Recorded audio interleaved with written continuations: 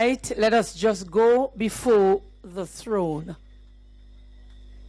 that we will find rest and comfort in him.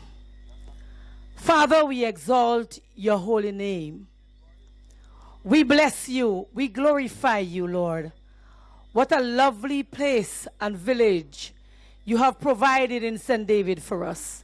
And we thank you in a very special way. We thank you for the people of this surrounding area.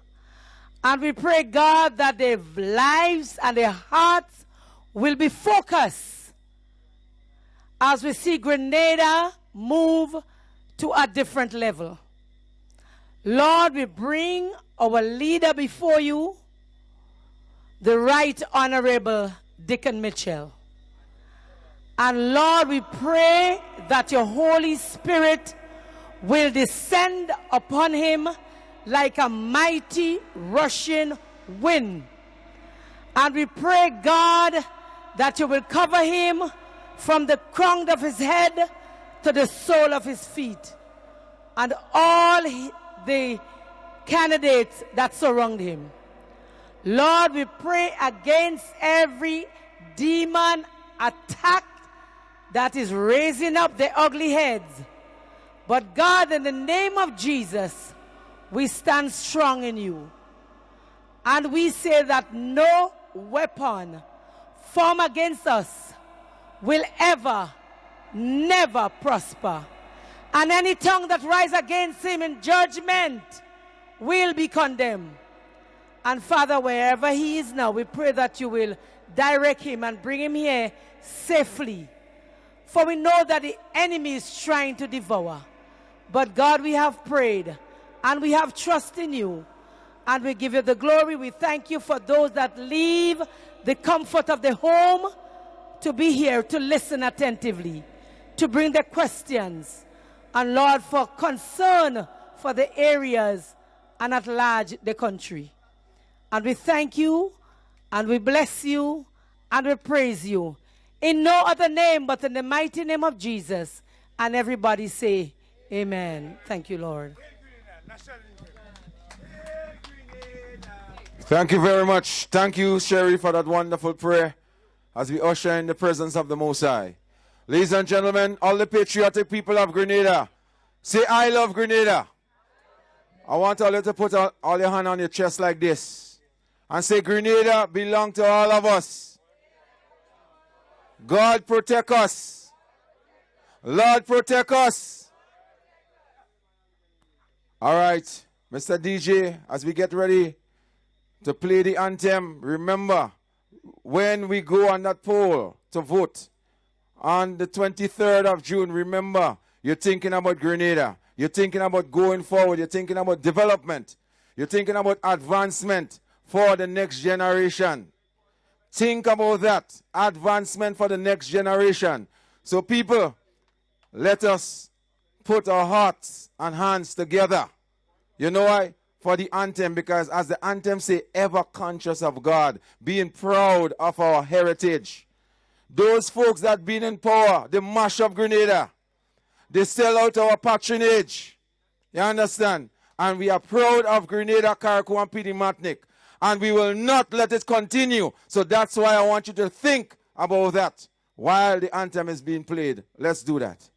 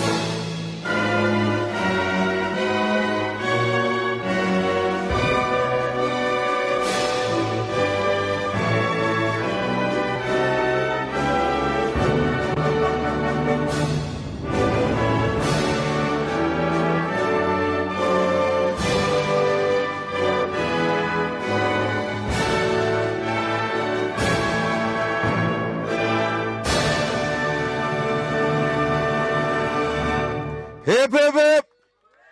Hip, hip, hip. Yeah, man, it's nice being here at Berrotte. Let me tell you something, folks. The Roman Empire lasted for years, over 400 years. The British Empire lasted for over 200 years. No, the greatest empire that ever existed was the Roman Empire. The point I'm making is, even in Ecclesiastes, they say there is a time under the sun for everything. So there is a time for the end of this regime. There is a time and a season and a place for everything. Now is the time to change. Now is the time for new government, and we're going to get a new government come the 23rd of June. Ladies and gentlemen,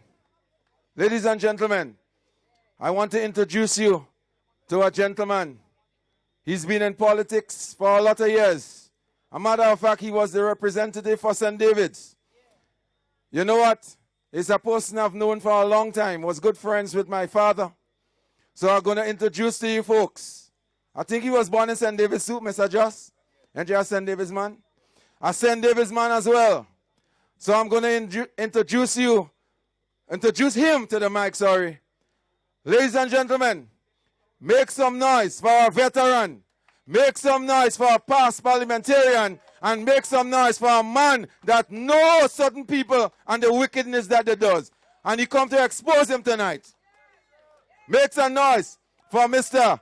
Jocelyn Whiteman.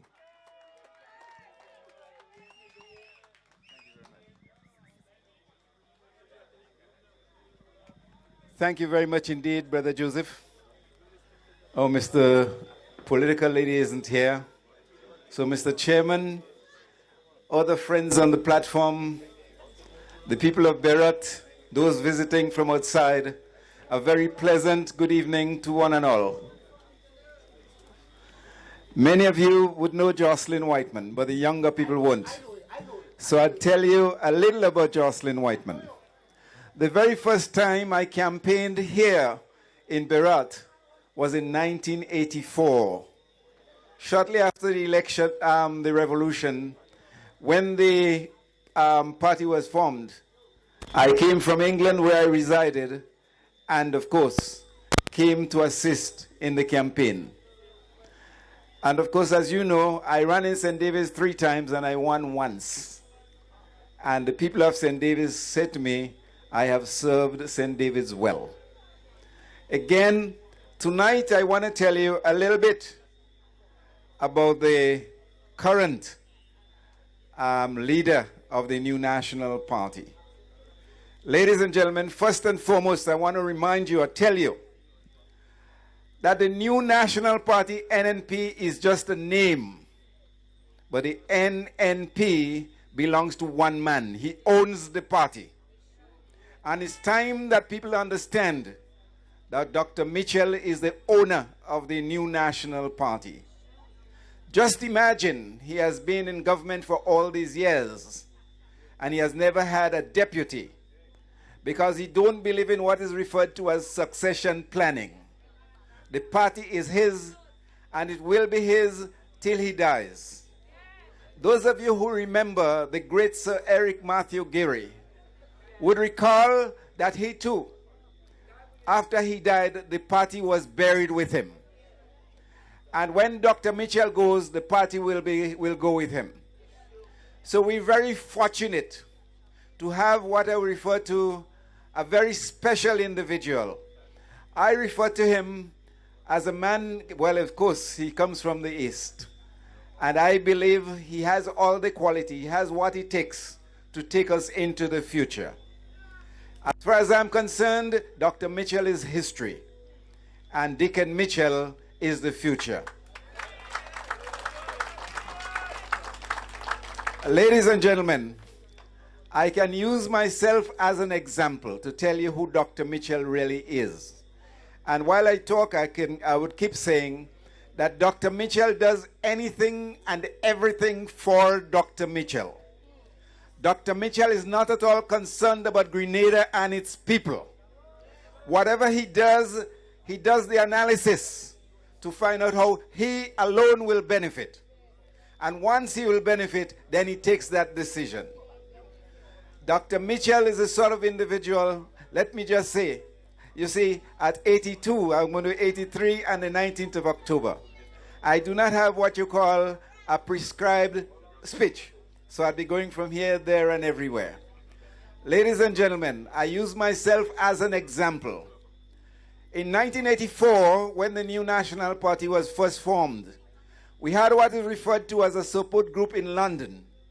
And of course, we get together from time to time, and when they were having the very first convention, the group had no money to send 2 delegates. I said to them, I will give you 2 tickets. And I gave them 2 tickets to send one Mr. St. Paul's from Guave and one Mr. Cruikshank from Manjulu. Ladies and gentlemen, the EDU, the European Democratic Union, invited the new National Party to a meeting in Paris. And again, the party had no money. So Dr. Mitchell was going alone. I said, Dr. Mitchell, I will go with you at my expense. Ladies and gentlemen, Dr. Mitchell and I, while we were in Paris, well, when we arrived in London, he hadn't a visa for Paris. So, of course, I went ahead. And when he came the following night, he and I shared the same bed. And it wasn't a double bed, it was a single bed.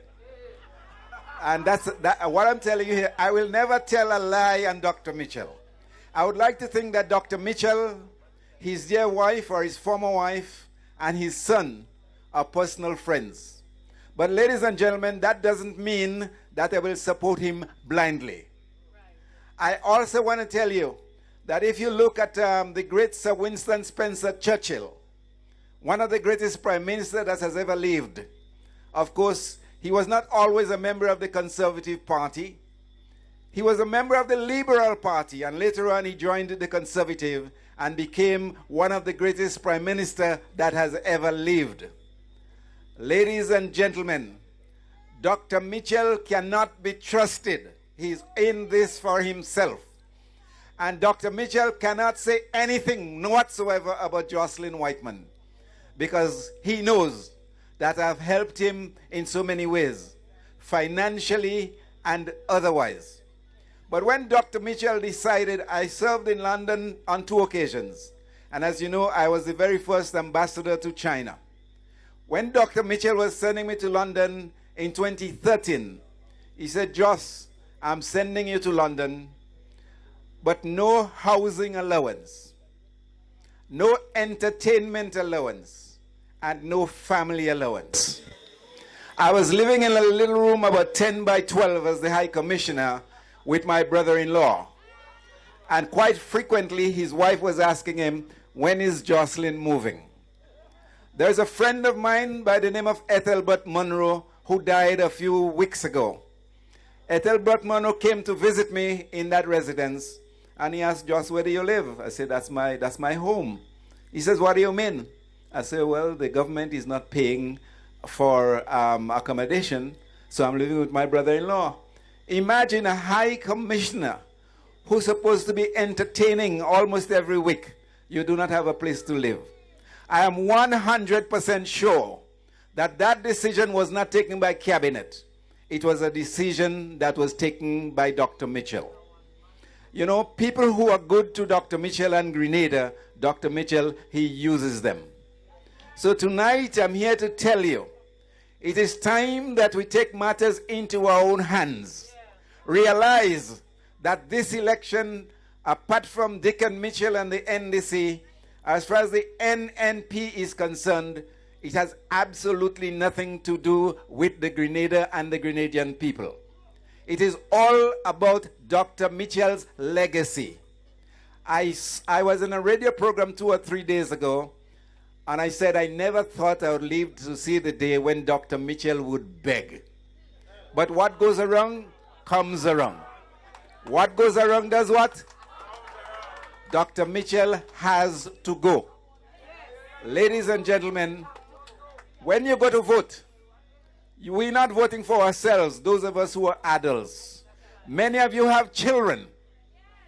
And we have to vote for our children and our children's children. Dr. Mitchell, let me say again, is history. and Dickon is the future. So let's take matters into our own hands, my dear people, and let's vote for the National Democratic Congress on the 23rd of June. So once again, I can go on and on, but I just want to tell you of what Dr. Mitchell is all about. His legacy, his legacy, his legacy. His legacy is concrete road. Concrete roads and what else? Road work. You know, just imagine, within the last few weeks, Dr. Mitchell has taken on thousands and thousands and thousands of Imani workers. They're not permanent jobs. They're not building the future of these young people. Dr. Mitchell is using them. What he is very good at doing. He uses people. But I'm appealing to parents. Tell your children who are on the Imani, take the money. But when you go to vote, vote for your future and the future of your children and your children's children. Ladies and gentlemen, at this time of night, I should be in bed at 83. But the country is too important. The country is at a crossroad. And we have to decide the direction we take. So once again, come the 23rd of June, vote for the National Democratic Congress, whose symbol is the heart. Put your cross next to the heart. Once again, I will be on the road. Call me anytime. I'm willing to go out on the road with you all. Call me anytime. I'm willing to go out. So once again, have a good night and have a good meeting. I thank you very much.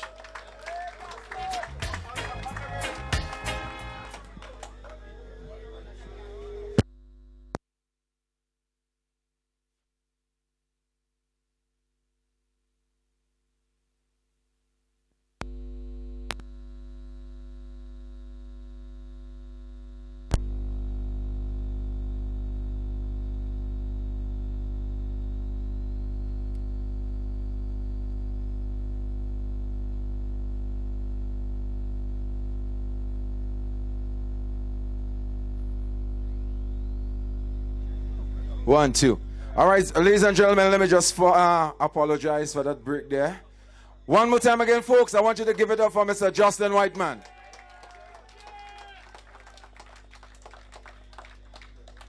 And the man know the man.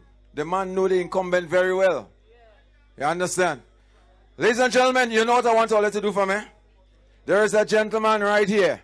Our deputy political leader. I want all of you to make some noise for Persuader. Yeah, man. Come on, make some more noise for the man. Yeah. All right, ladies and gentlemen, we're going smooth. And again, Mr. Dickon will be here pretty soon. You know what I want all of you to do for me? Think about all the questions that you're going to ask tonight. You could ask Mr. Persuader as well some questions, right? So I'll tell you what. At the end of the day, the politicians don't know it all. We have this perception in our head. They don't know it all. That's why we have to have talks with them. Tell them what we need. You understand me? And this is what NDC is all about, all right? Yeah, man. So, ladies and gentlemen, there is a particular young man here full of energy. Ain't all you know him? What's his name? All right, ladies and gentlemen, I want to invite Mr. Joel Greenidge to the microphone.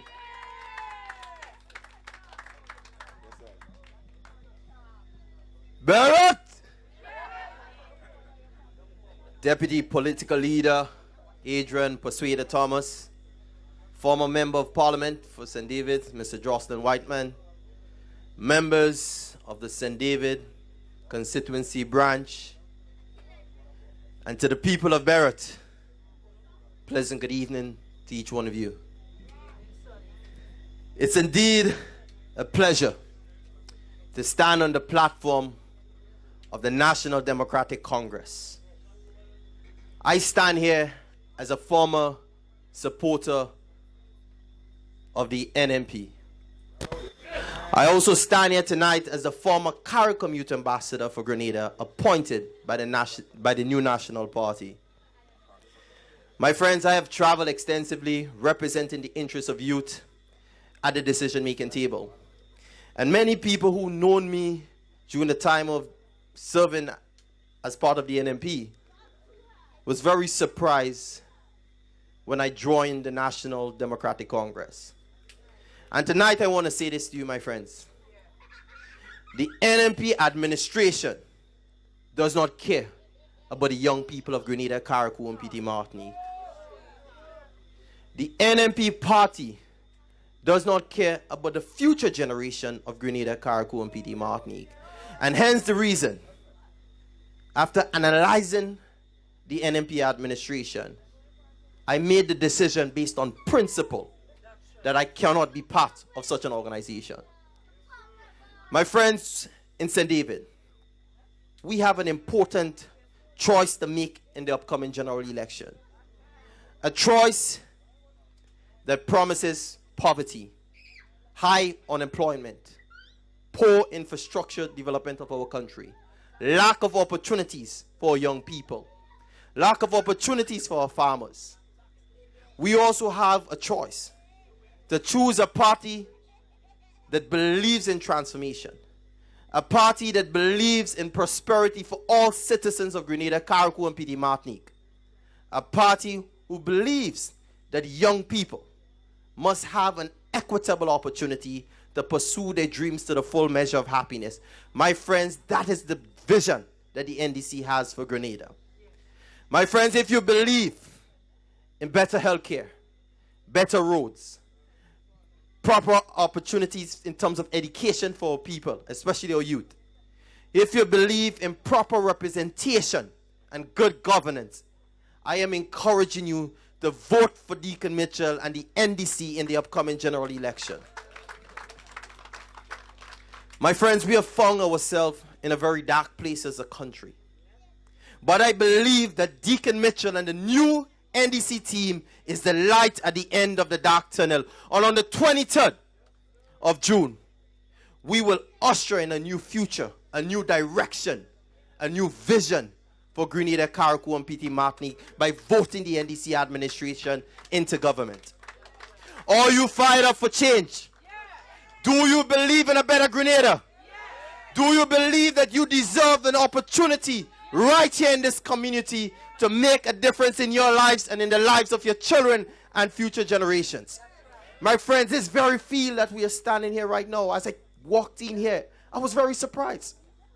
Look at the condition of this sporting facility. Young people need opportunity to channel their creative energy. As a young man, I played football. And I can tell you this. Every day when I came from school, I used to go to the Tempe playing field, playing sport, developing leadership skills, learning to deal with conflict. So sport is an integral part of the development of a child. But look at the condition of the sporting facility. This field should have been lit by now. So therefore, the people of this community need to ensure that they are properly engaged and they can create a direction for the community. And that is the type of representation Dickon Mitchell will offer. The people of Berrotte knows what's best for them. You must not have a representative that will come and say, this is good for you and this is good for you. No, you must have a say.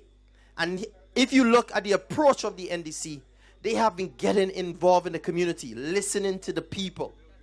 And therefore, they can go back to the table and prescribe the solution based on the needs of the people. And that is one of the challenges that we are facing in our country today. We have representatives who will be elected into government and you don't see them. When last have you seen your representative? When last have you seen your parliamentary representative? So it is clear that he's not there to represent you. For the last 8 years, the people of St. David's has been denied proper representation. And that must change on the 23rd of June, my friends. That must change. Because the people of Berrotte deserve better representation. The people of Berrotte deserve better opportunities. And my friends, I say this to you.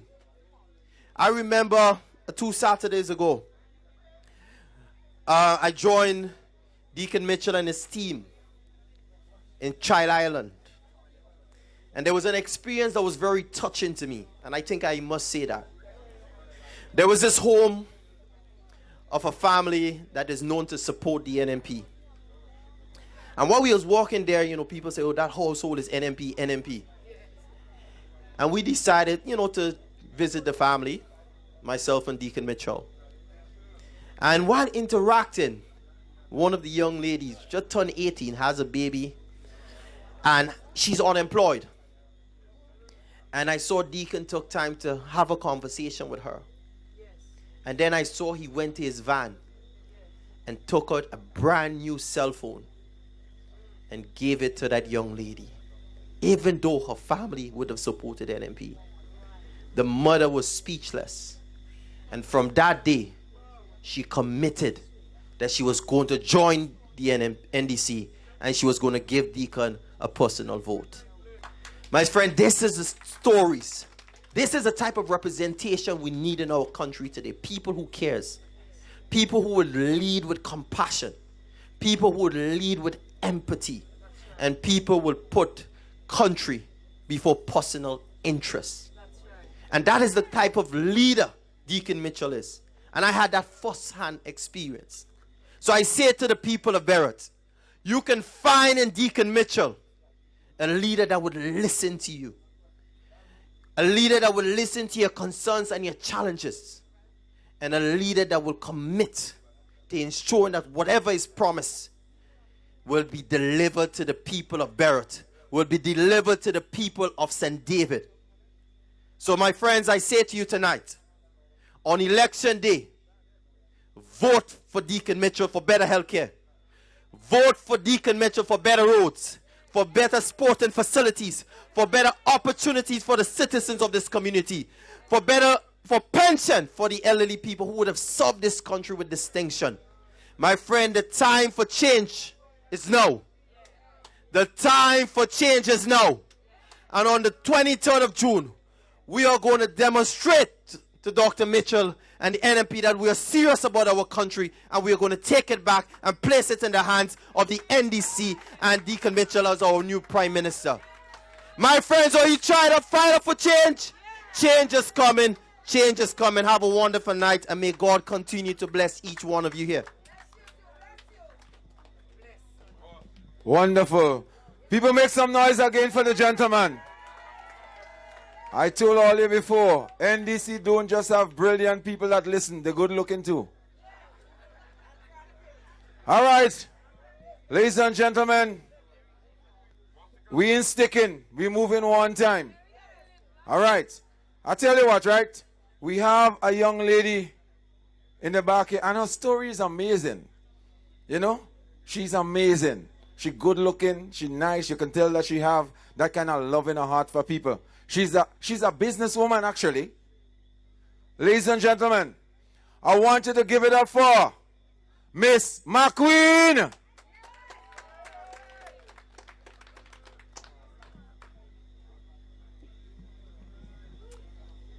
Good night, good night, good night. Good night. And thank you very much for having me here tonight. It's such a pleasure.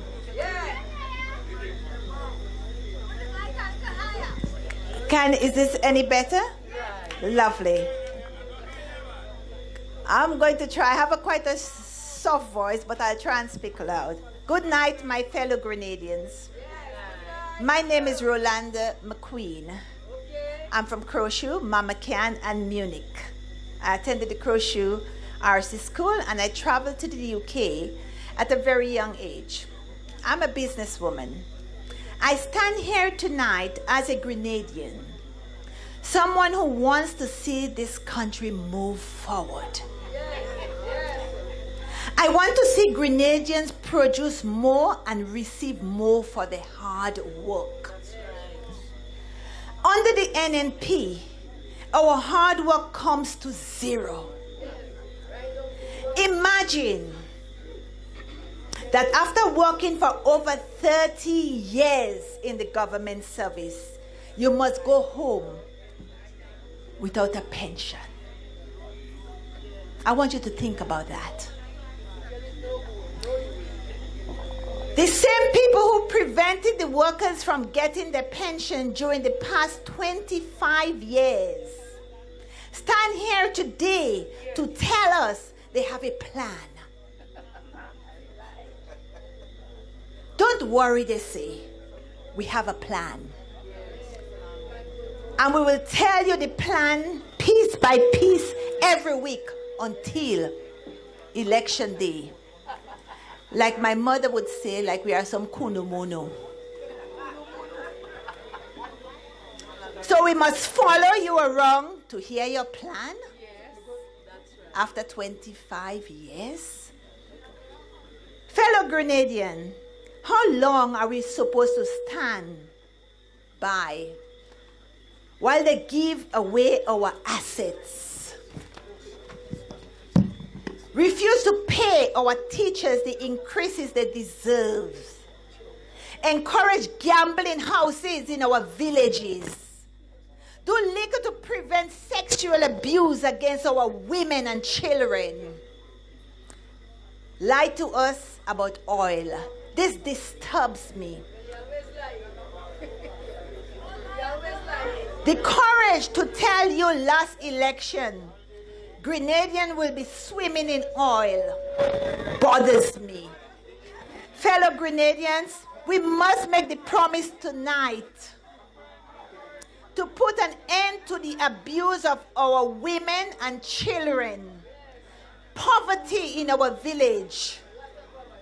We know the horrible conditions some of our people still live in from day to day. Young women, young mothers sell their bodies to feed their children. Youth unemployment continue to rise. This country has the potential to grow and develop into a modern country. Our ancestors left us a foundation to build upon, a solid foundation. Let us build on it. The government needs to look closer at how they spend money. Imagine there are people who cannot afford basic health care, simple care of their body and their children, basic needs. 20 million spent on the bushing work and none on health care. As a Grenadian who came back to invest in my country and my people, I will continue to create jobs for my people. I will fight. I will fight to overcome the obstacles they throw at me. I saw a video recently where one member of the government is dancing to a song against my water. I shall overcome. As Bob Marley said, no woman, no cry. That's right. I accept the offer to be a senator, to become a voice for the voiceless. I want to represent all the Grenadians without a voice. I represent all our people who were victimized by the politicians and government ministers. My people, let us unite. Let us move forward to make this country a better land for all of us. There is an African proverb that said, if you think you are too small to make a difference, try sleeping with a mosquito. Let us make a difference on the 23rd of June, and let us welcome Dickon Mitchell as the next Prime Minister. Thank you.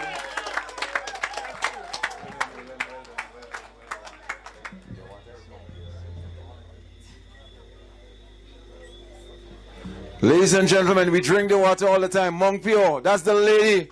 She is responsible for employing around 13 persons. You understand? 17 persons.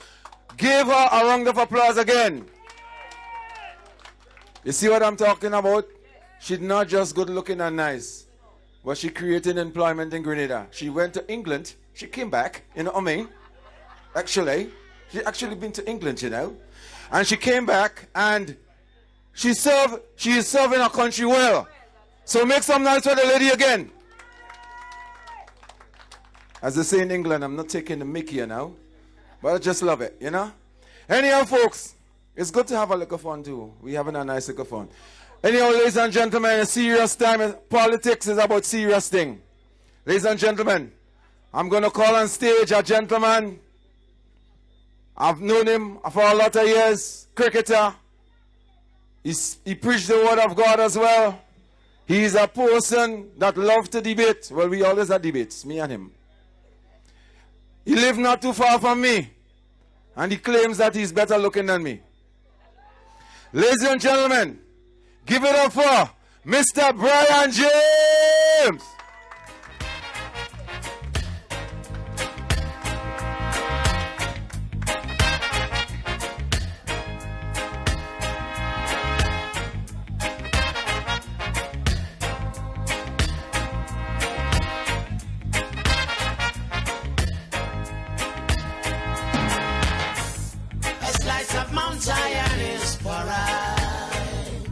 Thank you. Deputy Political Leader, Mr. Adrian Shotman Persuader Thomas.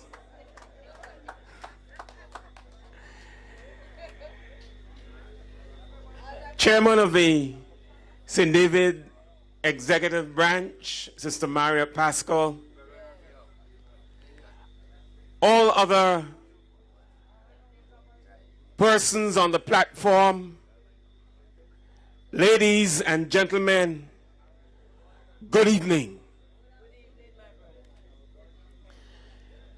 Politics is serious business. Politics should not be taken lightly, and our votes should not be taken for granted. Politicians do not have any teeth other than what we give to them. They could only bite because we give them the plate with the teeth to bite. It is us that empowers the politician. And the reason why we empowers the politician is so that they attend to our business, take care of our country, and lead us into the promised land. We must not take our vote lightly. Elections are not about green, nor is it about yellow. Election is not about music, song, and dance. Election is about coming together and doing an audit of the performance of those who we elected into office, putting them in the hot seat and asking them the hard questions and making an informed decision as to whether or not we're going to keep employing them or firing them. Unfortunately, we have allowed our politicians to take us for granted. It reminds me of the village cook. You know, sometimes, well, I don't see much of it these days, but there used to be a lot of roadside cook, community cook. And everybody would come together, and some people bring the flour, others climb for the breadfruit, and you beg somebody down the road for a piece of chicken, and you get a piece of pigtail, etc. And everybody come together and they put the pot together. And then, because there's about 20 of us, everybody can't cook. So 2 or 3 people who are the village cook decide they're going to make the pot. And they begin to put the pot together. But when the pot is finished, they decide they are in control of the pot that all of us put together. And so they dangle, because they know we like dumpling and pork and back and neck. They dangle the dumpling in front of you. And if you're the weakest person, they send you to get other things in order to get a plate of food. That is exactly how our politicians have treated us. This country belongs to us. And everything that happens in this country happens because of us. This country, and nearly every country in the world, is run on taxes. And here is how this thing works. Every single one of you contributes to the tax. Every time you buy at the supermarket, you pay that. Those of you who are lucky enough to own a property pay property tax. Those of us who drives pay license and other fees. Those of us who are fortunate enough to earn over a certain threshold pays income tax. All of these are taken together, each one of your contribution, placed in what I call the money bag, the treasury. And out of that treasury, the monies are taken to do every single piece of work that is in this country. And therefore, every work that is done, it is we who pays for it. So don't let the politicians figure that they are doing you a favor. They are doing you a service. And they have been employed to do a service. Even if the money is borrowed, it is the tax money that pays for the money, pays back the loan. I am saying all of this to say to all of us, don't allow yourselves to be fooled and hoodwinked into believing that that we owe the politicians anything. They have to account to us. And therefore elections is about accounting. And therefore we must find Mr. Oliver Joseph. And we must sit him down. And he must give an account for his stewardship and the 9.5 years that he has so far spent as a parliamentarian and as the parliamentary representative for St. David's. He must give account. And if he cannot give account, we owe it to ourselves to fire him. If he refuses to give account, we must fire him. This finger, the voting finger, is a powerful tool. Don't take it lightly. And ladies and gentlemen, the question is often asked, well, if not NMP, who then? Let me just make it very clear to you. We are not going to make any argument. We have no other conclusion. If it is not NMP, in fact, the choice have always been the best choice, the National Democratic Congress. We have always been blessed with people of good moral character, people who are honest, people who are willing to be transparent, people who are willing to have integrity in public life. Ladies and gentlemen, irregardless of what else you say about him, Uncle Tilly has set a stage. NDC is the best choice. Change must happen. Change must come. And ladies and gentlemen, let me say this to all of us. The change has already begun. The change began in the NDC. And now we are taking the change to the wider country.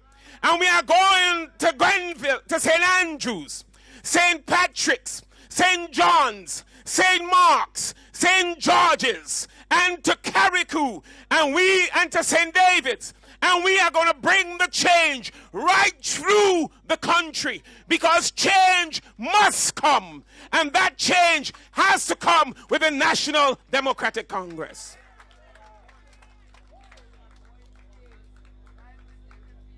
This, my friend, is not an empty boast. It is not an idle talk. We must reason within ourselves. We must understand what is happening. As a student of the Bible, my Bible tells me, you shall know the truth, and the truth shall set you free. The amount of lies and mama guy we have to endure every day is astounding. In one breath, you are saying to me, where you go get that money to pay the pension?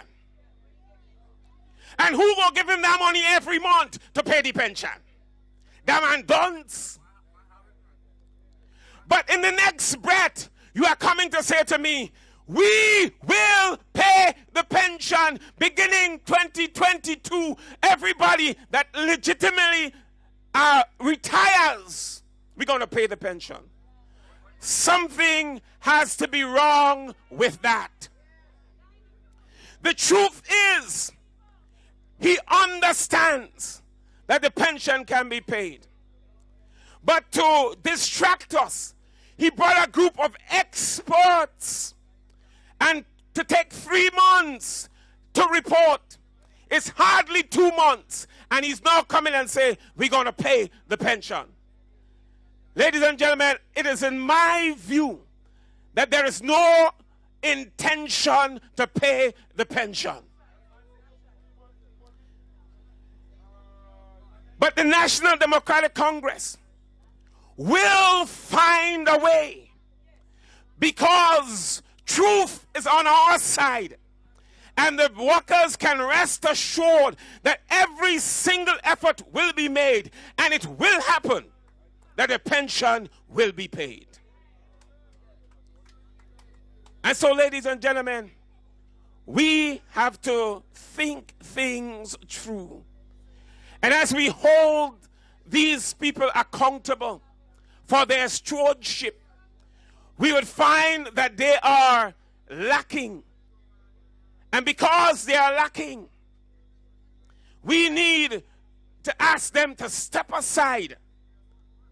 And because they would not do so gently and voluntarily, on the 23rd of June, early, we are going to move to the voting stations.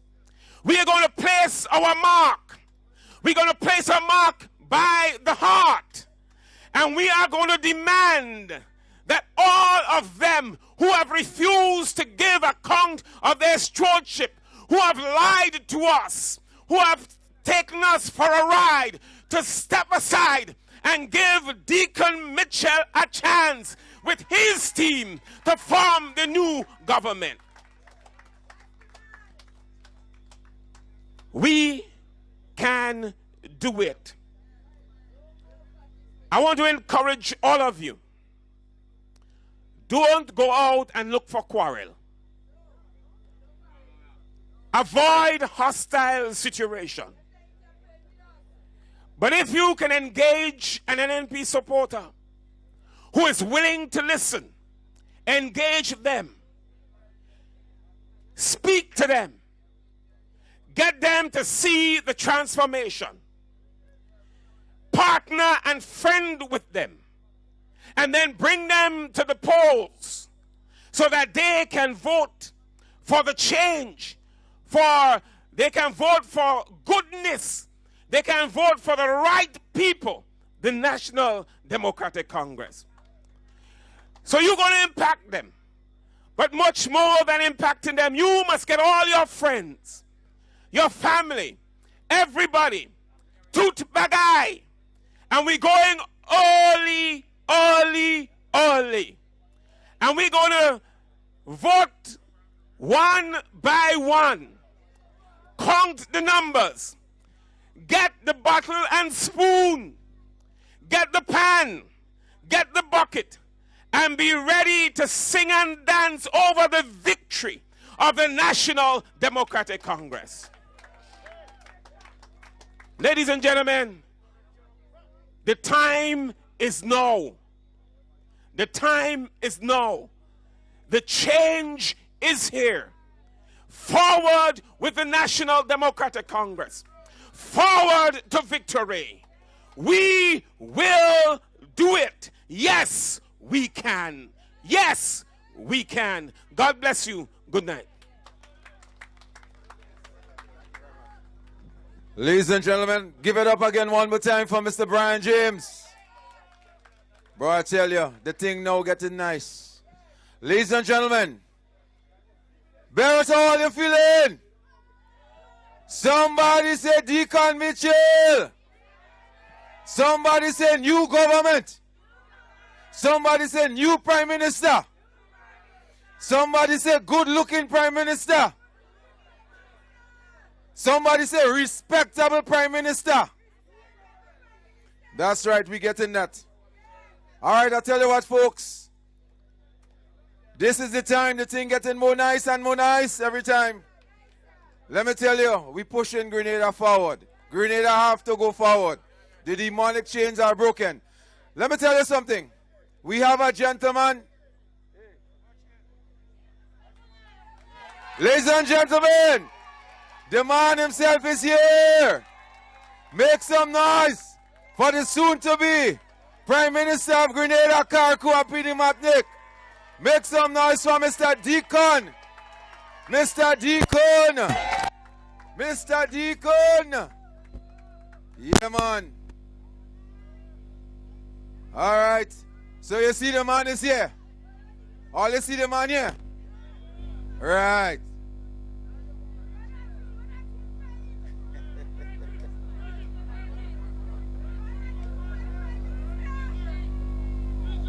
All right.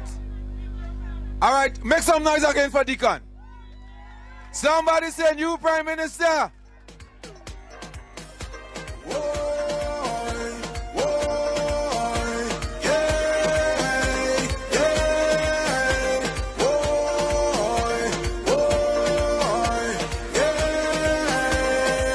We have the best Mitchell and we like it.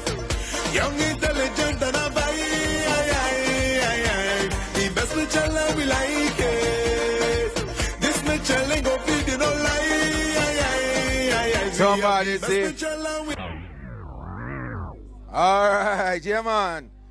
All right, man. Nice to have Mr. Dickon Mitchell here. The future of Grenada. Ladies and gentlemen, we have a gentleman here, very special to us.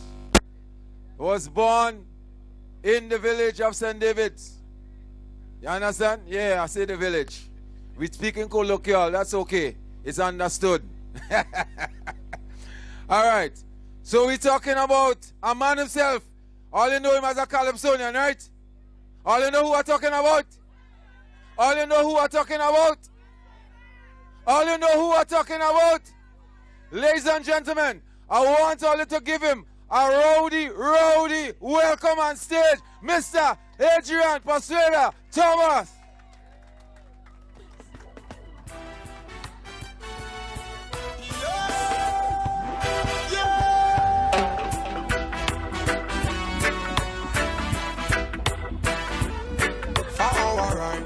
Thank you.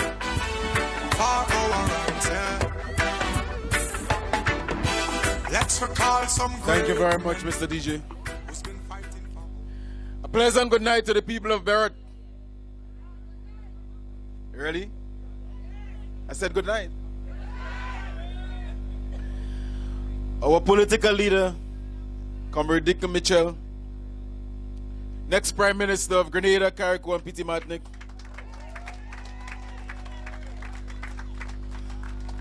former parliamentarian, Brother Jocelyn Whiteman,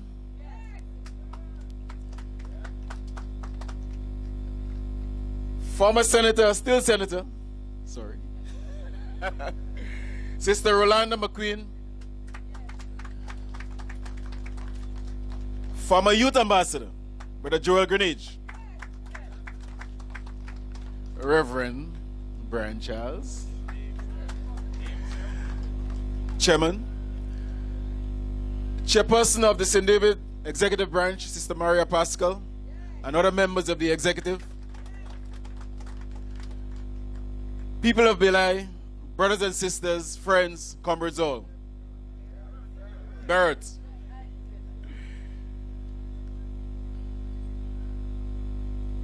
I want to ask you some important questions tonight, and I want you to answer me.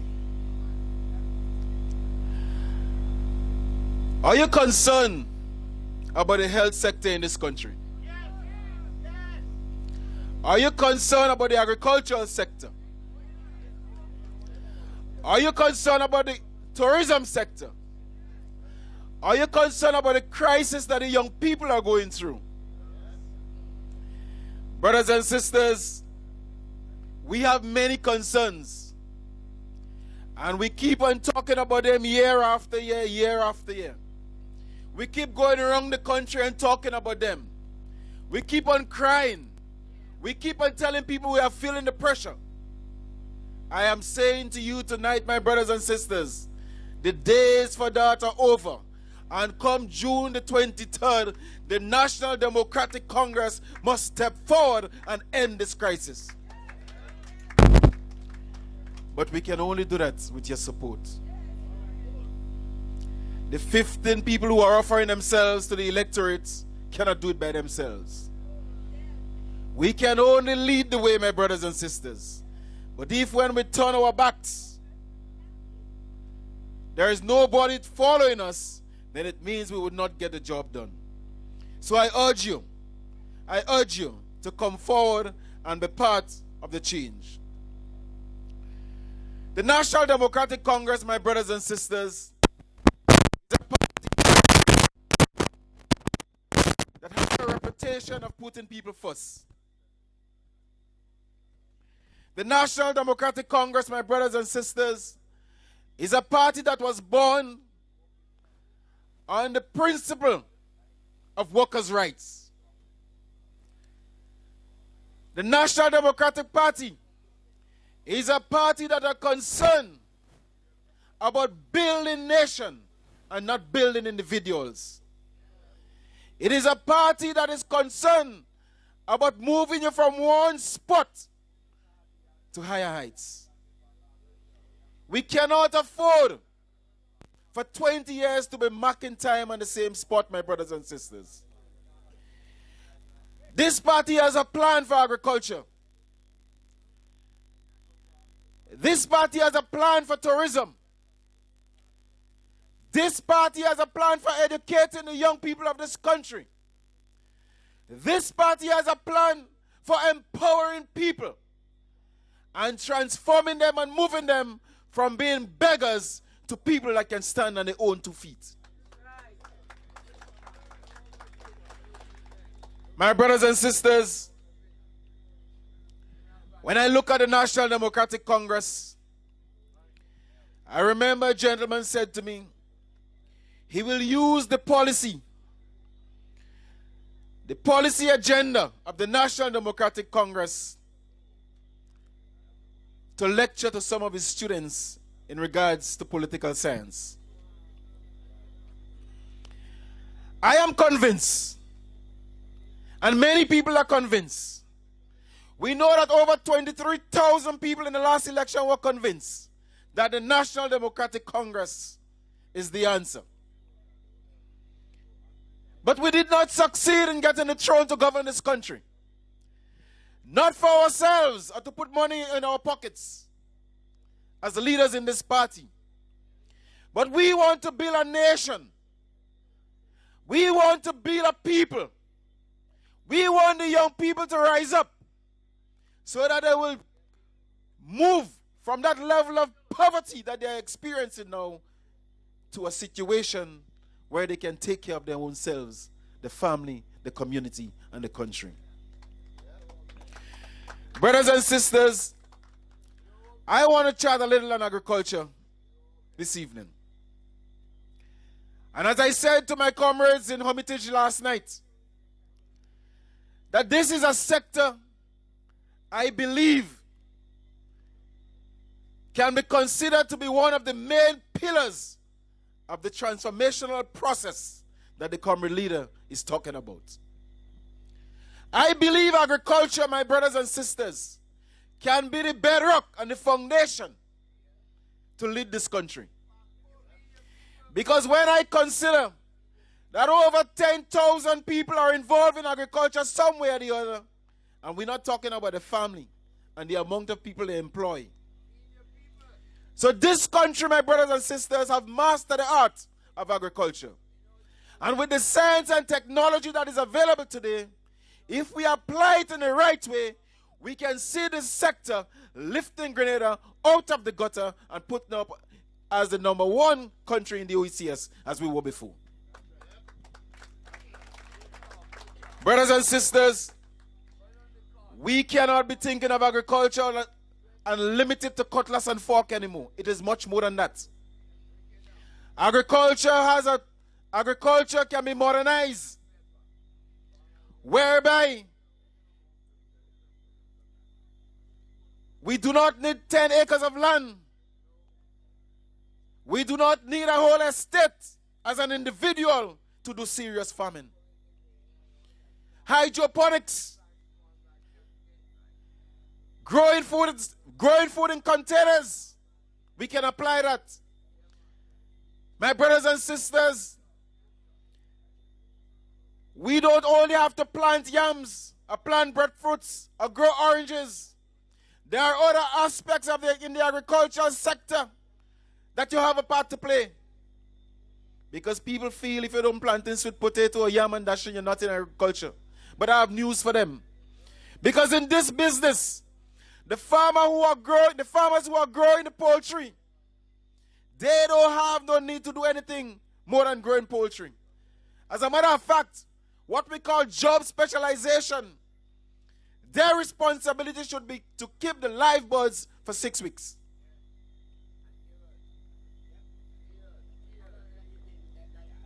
And then pass it on to the people who are specialized in slaughtering birds.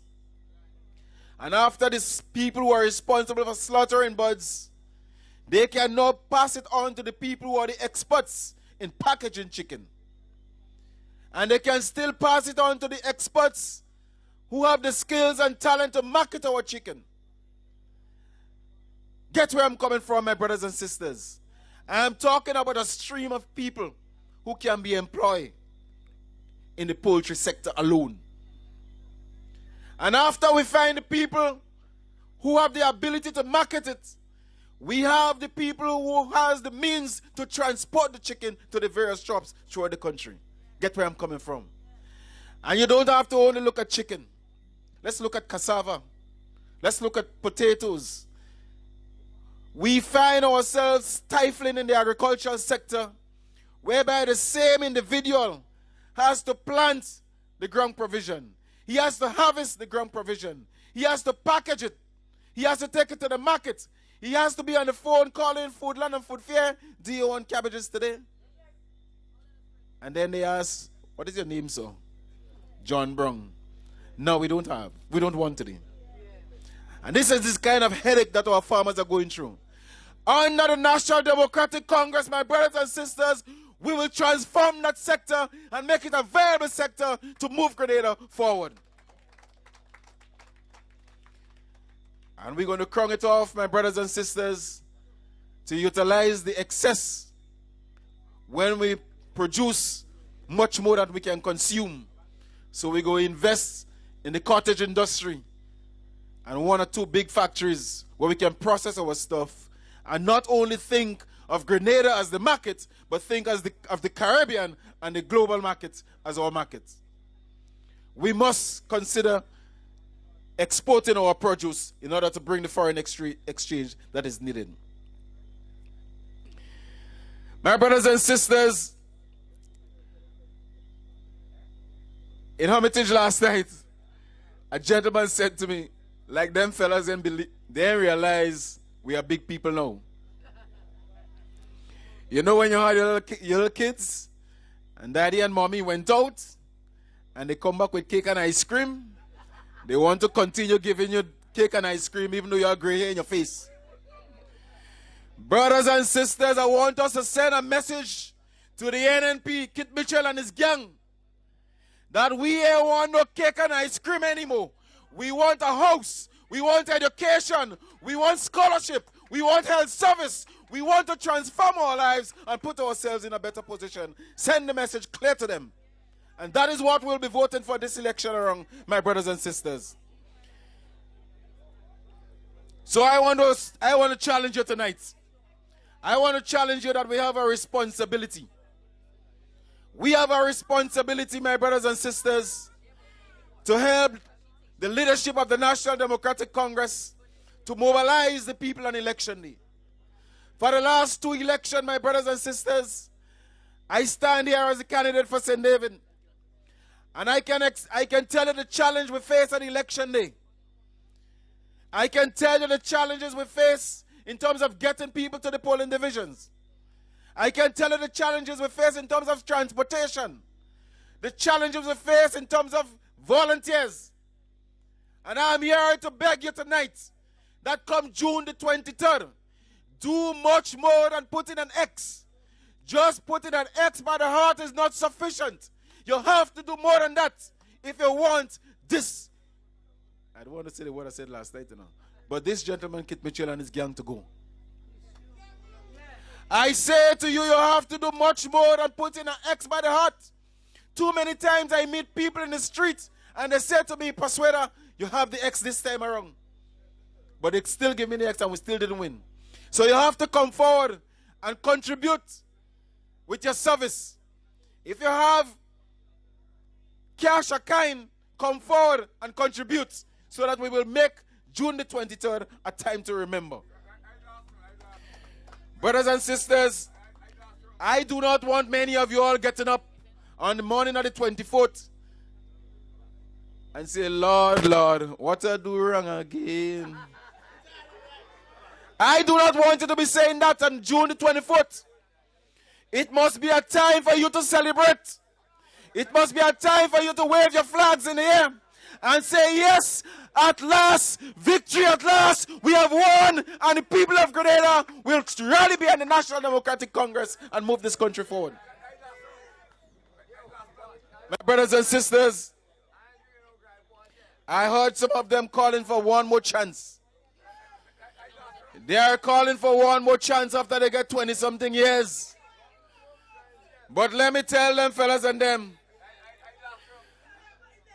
at the day when them fellas came in 1995, I say the day when them fellas came in 2013, the day when they take the money from the teacher's salary, the day when I see them fellas walk with their briefcase, the day when I see them make corruption the order of the day and victimization. So the time has come, my brothers and sisters, for them to go. No more one more chance. You cannot afford to give people one more chance at the expense of the country. If you give the NNP one more chance, my brothers and sisters, you will be giving them that chance at the expense of the young people of this country. You will be risking the lives of the people in the General Hospital. You will be risking the burial of agriculture in Grenada. I say to you, do what you have to do. They are doing what they have to do, so you must do what you have to do, my brothers and sisters, and make sure when the time comes, you vote them out of office. In closing, my brothers and sisters, I want you to join with me. I want you to join with me, my brothers and sisters,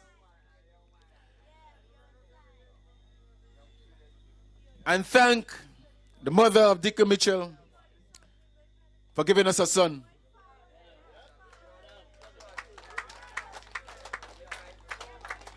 I want you to join with me and thank the family of Dickon Mitchell for giving him to us. They have done their part. So it's up to you. It is up to your friends to embrace him. It is up to you. It is up to your friends on election day to mobilize your people and make sure that when they go to the polls, they put the X by the heart and Dickon Mitchell become the parliamentary representative for St. David and the Prime Minister for Grenada, Carriacou and PT Matic. Long live Dickon Mitchell. Long live the National Democratic Congress. I say forward ever. Forward ever. I thank you. For our rights. For our rights, yeah. Let's recall some great men who's been fighting for our rights. Let's recall some great men who's been fighting for our rights. Let's recall some great men who was born in St. David's. Let's recall some great men who was born in St. David's. We say Dickon. All right, ladies and gentlemen, we ain't wasting more time again. Let us bring on stage, soon to be the Prime Minister of Grenada, Carriacou and PT Matic. Give it up for Dickon Mitchell.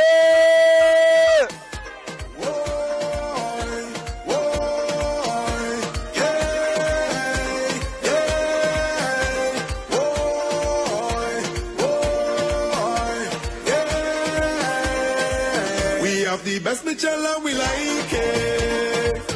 Young, intelligent and a the best Mitchell and we like it.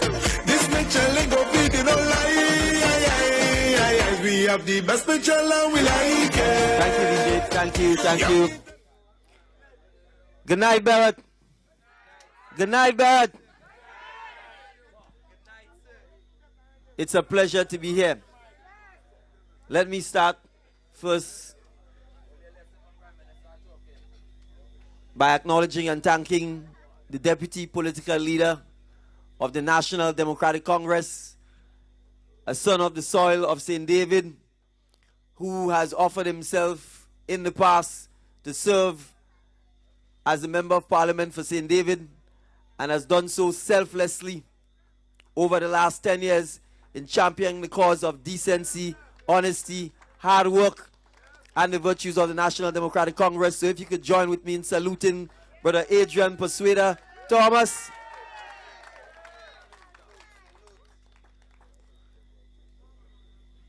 Now, what I'm about to say may be controversial,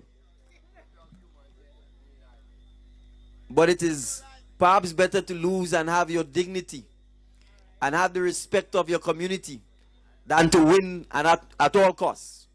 And I want to acknowledge that notwithstanding that he may not have won when he ran, he can walk throughout the length and breadth of St. David and indeed Grenada, and people will still respect him.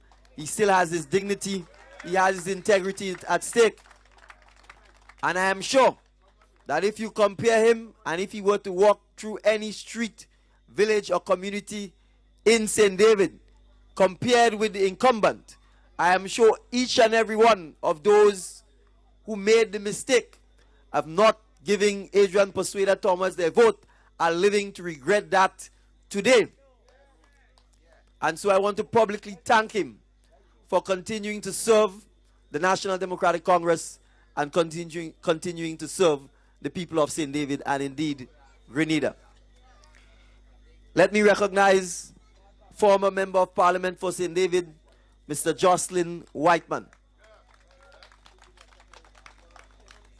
Now, I will say this, throughout St. David, in my walkabouts, in my knocking on people's doors, the one single common feature that is said about Mr. Whiteman is that even today, he still visits with, knocks on doors, brings a hamper of food or vegetables to needy persons throughout the length and breadth of St. David.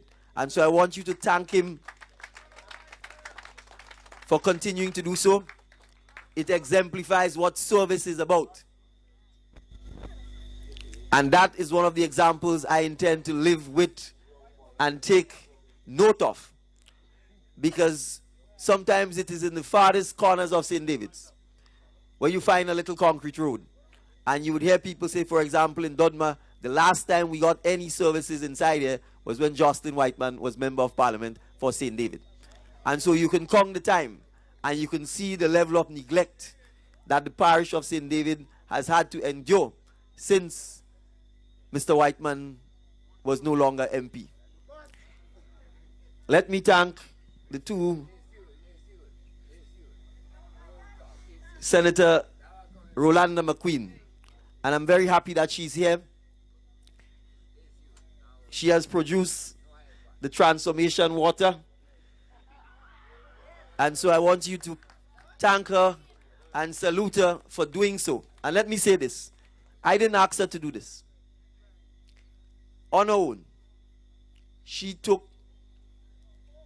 made that decision and went to work. And she simply called me and said, I am doing this to support you and to support the National Democratic Congress and to support Grenada.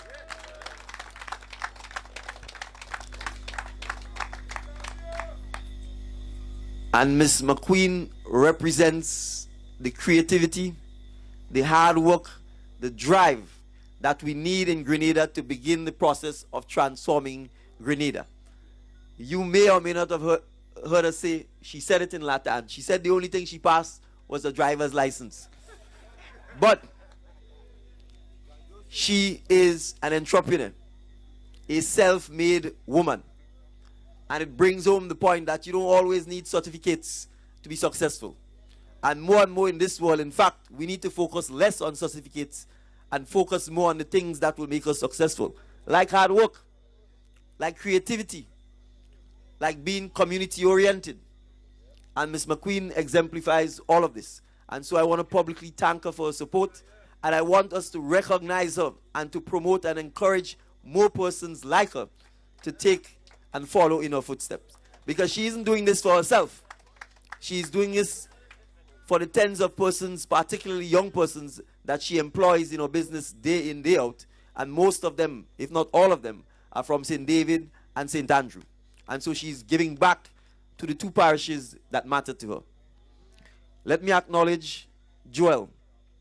Joel is a son of the soil from Vincennes, a young man who has, over the last several years, publicly advocated for things that matter to young people, to the people of St. David's, and to the young people of Grenada in general. So Joel, thank you for being here, and I really do appreciate the support that you've been giving me in the last several weeks. Let me acknowledge Mrs. Pascal, the chairwoman of the St. David's branch. And I'm acknowledging her because I want to emphasize the need for more women to get involved and more women to be at the forefront of nation building, of businesses, of politics, and the general improvement to our society. Finally, let me thank all of you for taking the time off to appear here tonight to have a conversation with me. You could have chosen the comfort of your homes, your beds, your couches, your loved ones. But instead you have chosen to come out to have this conversation. And note I say conversation because I do not intend to stand here and preach and lecture and mamagai you. I intend to have a discussion with you. I would love to hear your comments, your questions, so that we can take those on board so that I can leave here wiser and better informed than when I came. So I want to thank you for allowing me to breathe the cool, fresh, clean air that we have here in Berrotte. It has reinvigorated me. I just came from golf from another meeting, and so I'm happy to be here tonight. I want to talk about a couple of things, and we can perhaps start right where we are here, which is the Berrotte Cricket Ground.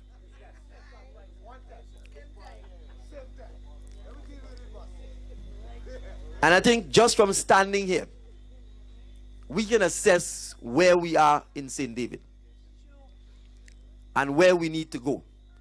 And I think if I pivot behind me, there's an old building there that once served as the community center. And if I'm not mistaken, I think it has laid in ruins since the passage of Hurricane Ivan. And the residents of Berrotte have told me it is not for want of trying or for lack of asking that the powers that be at least make the effort to renovate the community center. But it is 18 years since the passage of Hurricane Ivan. 18 years. That's an entire generation. So if you were born around Hurricane Ivan, you've become a full-fledged adult and lived in Berrotte without the benefit of a community center that once existed. The cricket competition here is no doubt popular. In fact, the finale is on Sunday. The National Democratic Congress has in fact sponsored the prize money and the trophies for the cricket tournament. And so one of us, we have a rally on Sunday, but someone representing the National Democratic Congress will be here on Sunday to give out the prize money and the trophies. And I want to thank Rocky and the other organizers publicly for keeping the flame, the passion, the energy, and the community spirit alive over these several years to ensure that the Berrotte cricket competition remains alive. And so, Rocky, I want to salute you tonight because you exemplify what community spirit is. You exemplify what community spirit is, and we need more of that in all of our communities to make sure that we can continue to ensure that our residents have activities that are wholesome, that are fun, and that brings the communities together. And the National Democratic Congress is happy to partner with our communities and to support such activities. So we are very proud of our sponsorship, and we intend, and note, we are not in power, we have no government resources. All of the funds we receive come from the Susu. All of the money we receive comes from the Susu, the 1-1 cocoa, the 1-1 cocoa, the 1-1 breadfruit, the 5 cents, the 10 cents, the dollars that you, the ordinary citizens throughout our communities and villages and in the diaspora, give to us. And so we want you to know that your funds and your contributions are going back into the communities in things like sponsoring the Berrotte cricket competition. So we want the Susu to grow.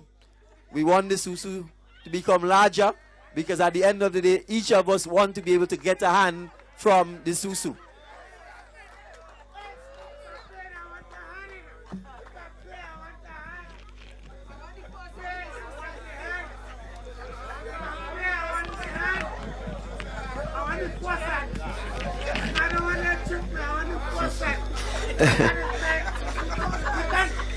Well, this is NDC, not the other side, so you don't have to worry. You will not be tricked.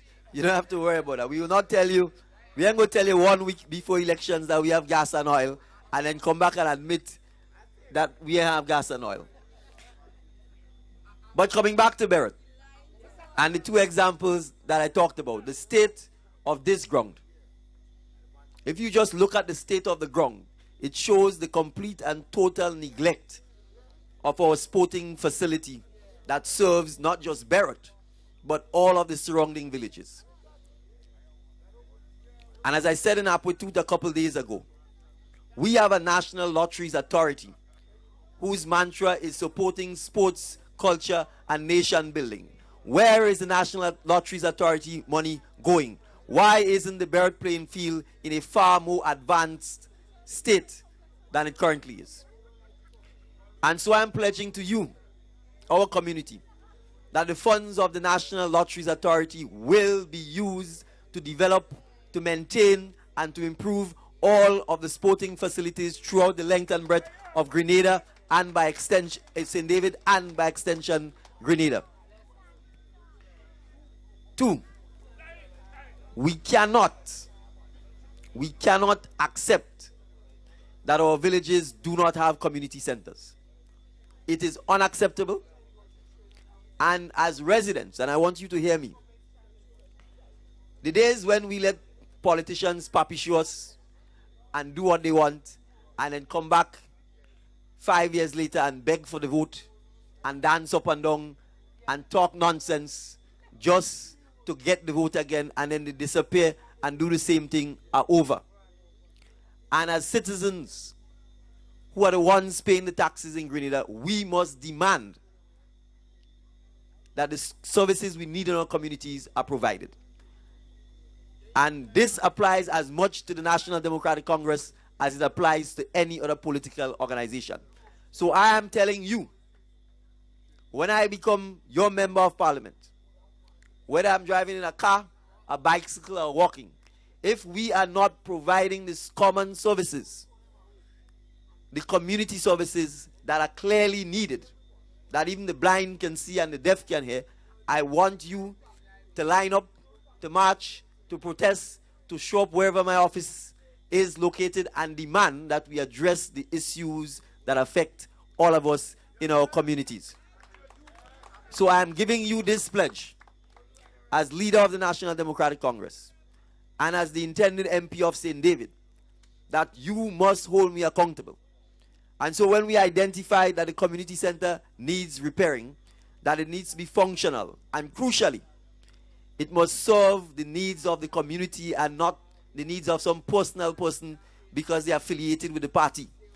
Because many of our community centers are being used for private purposes by persons who are affiliated with the government, and they are not serving our communities. And so we don't just need a physical community center that is looking nice and pretty and locked up. We need a community center that is open to the community so that in fact the community can use it. From whether it's having social activities for seniors, our children, our teenagers, whether it is for older citizens to pass on to a younger generation the skill set and the training that they have, whether it's teaching people to learn to sew, whether it's providing computer literacy skills to our adults and our young ones, whatever it is, the community centers must be open and available for use and improvement in our communities. And so I pledge to you that one of the things the National Democratic Congress will do to ensure that our citizens can hold all future governments accountable is to start the process of bringing back our village councils and our village communities throughout the length and breadth of Grenada. And so I want to encourage the residents of Berrotte to start organizing now. Start identifying persons in your community who you know mean well for the community regardless of the political affiliation. And start forming your groups and identifying the issues that matter to all of you in the communities so that we can start addressing them as soon as we form the next government of P.T. Martinique, Carriacou, and Grenada.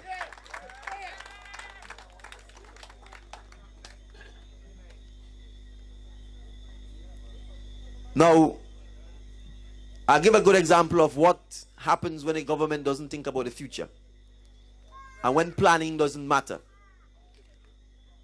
I have no difficulty with the fact that the road was concreted.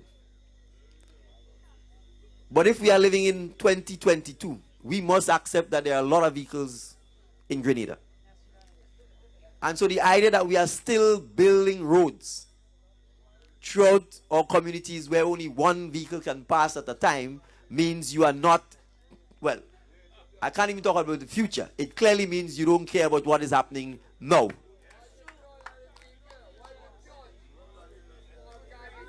So it begs the question, if you are going to do something, please do it properly.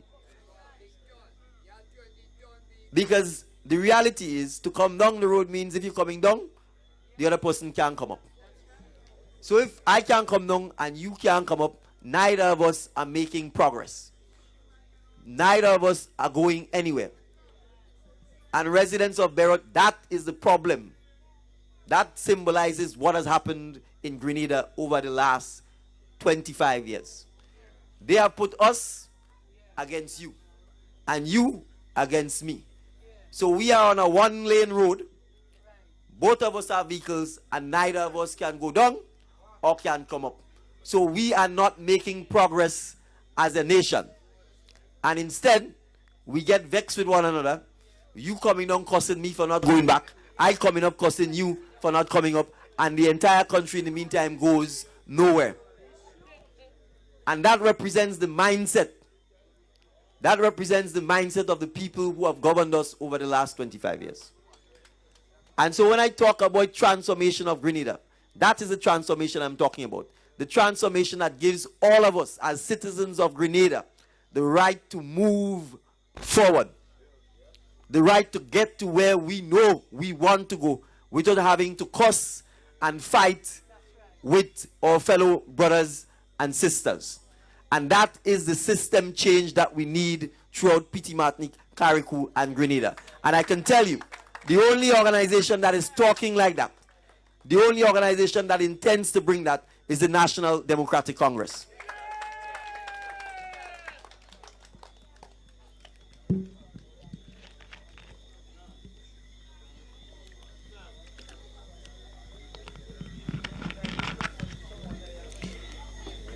So, we have a solemn, serious, and sacred duty on the 23rd of June. And I want to say this because I think, 8 months ago, I was a private citizen, just like many of you. And as a private citizen, the question I would ask myself is this good enough? When you drive around Grenada and you see the potholes, when your vehicles go down in the holes and you feel it in every part of your nook and cranny, when you see the cost of groceries, when you see your fruits wasting up and down, when you see your fishermen having to dump fish because they have no market for it, when you see the housing conditions that many of our senior citizens in particular live in, I started asking myself, well, I'm a private citizen and I'm seeing this. And every day I drive up and down the place, it's bothering me. It's hurting my head. It's scratching me. I'm asking, well, how come the people who offer themselves to serve and to lead seems not bothered by it? How come they are not talking about it? How come they're not coming to our communities and say, well, folks, these are the challenges we have. How can we as a community move forward? And it became clear to me. Exactly. The black van have a nice shock so they could pass over the holes and so on. So they ain't feeling it. It's like they're in a helicopter. And it was clear to me that it is not just the 15 politicians or members of parliament, but there's a group of people. There's a group of people who've ran Grenada for the last 30 or so years, except perhaps when the NDC interrupted that in 2008 to 2014. And these people sit on all of the statutory boards. The Airports Authority, the Port Authority, the Marketing and National Importing Board, the Grenada Industrial and Development Corporation, the Gravel and Concrete Corporation, the Marketing and National Importing Board, the National Lotteries Authority, NAWASA, Greenidge, the Seamoon Industrial Park, the Postal Corporation. These are the entities, the NTRC. These are the entities that are taxed with delivering services to our people. But when you have the same set of people being recycled over and over and over and over on these boards, the National Housing Authority, you come to the recognition, even if you ignore the political aspect of it, that they do not have either the capacity or the intention of bringing any significant improvements to any of these organizations so that these organizations can bring improvement to our lives. And let's take something like the Grenada Development Bank, which was known originally as the Grenada Agricultural Bank. The intent of that bank was to support agricultural development throughout the length and breadth of Grenada.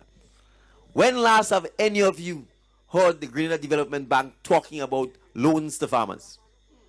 When last have you heard the Grenada Development Bank talking about support to farmers or support to fishermen? It's not. It is always about some scheme initiated by the government to try and buy votes just before elections.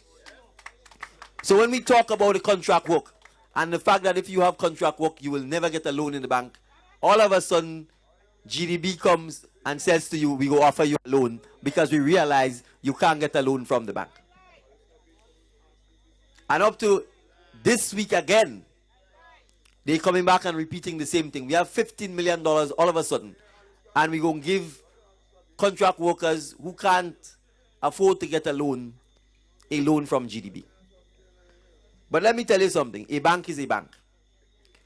If you cannot afford to get a loan from a regular bank, you can't afford to get a loan from the Greenidge Development Bank either.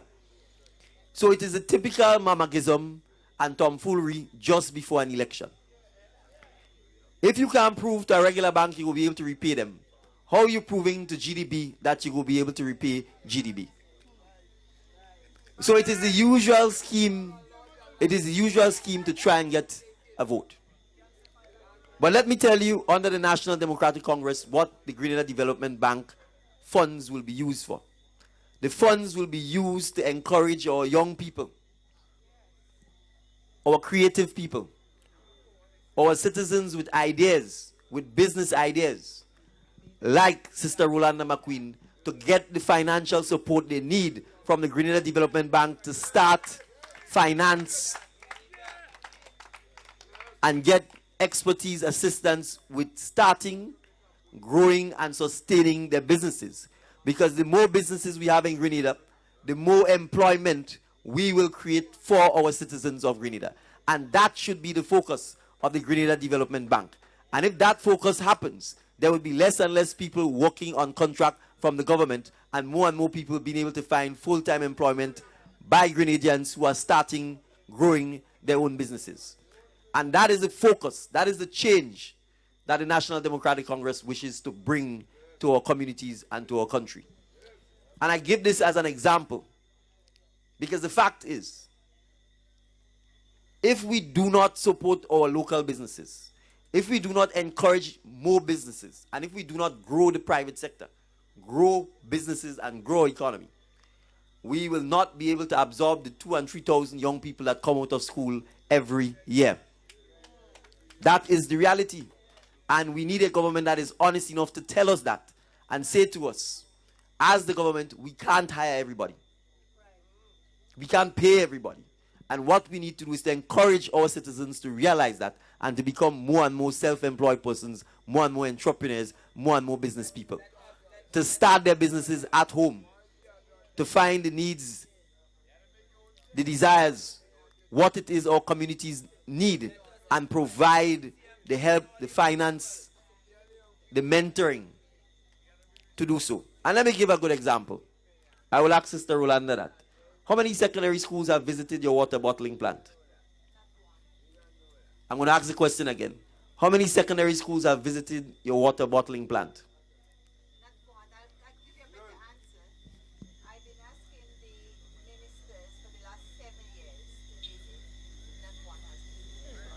So let me tell you the answer. Not a single secondary school has ever visited her water bottling plant. And for the last 7 years, she's been asking the ministers to visit her water bottling plant, and not a single minister has visited. So the point I am making, if you are a secondary school student and you've never visited a water bottling plant, you will never know or have the inkling that, first of all, it didn't exist. They may even think the water comes out from another country. And therefore, you cannot fire up their imagination to understand what are all of the jobs and the opportunities that are available from viewing a plant like that. And that is why our education system needs to change. There has to be a direct connection between the real world, the real jobs, the real opportunities that are available, and what our students actually see and experience in schools. And that is the kind of change that the National Democratic Congress intends to bring to Grenada.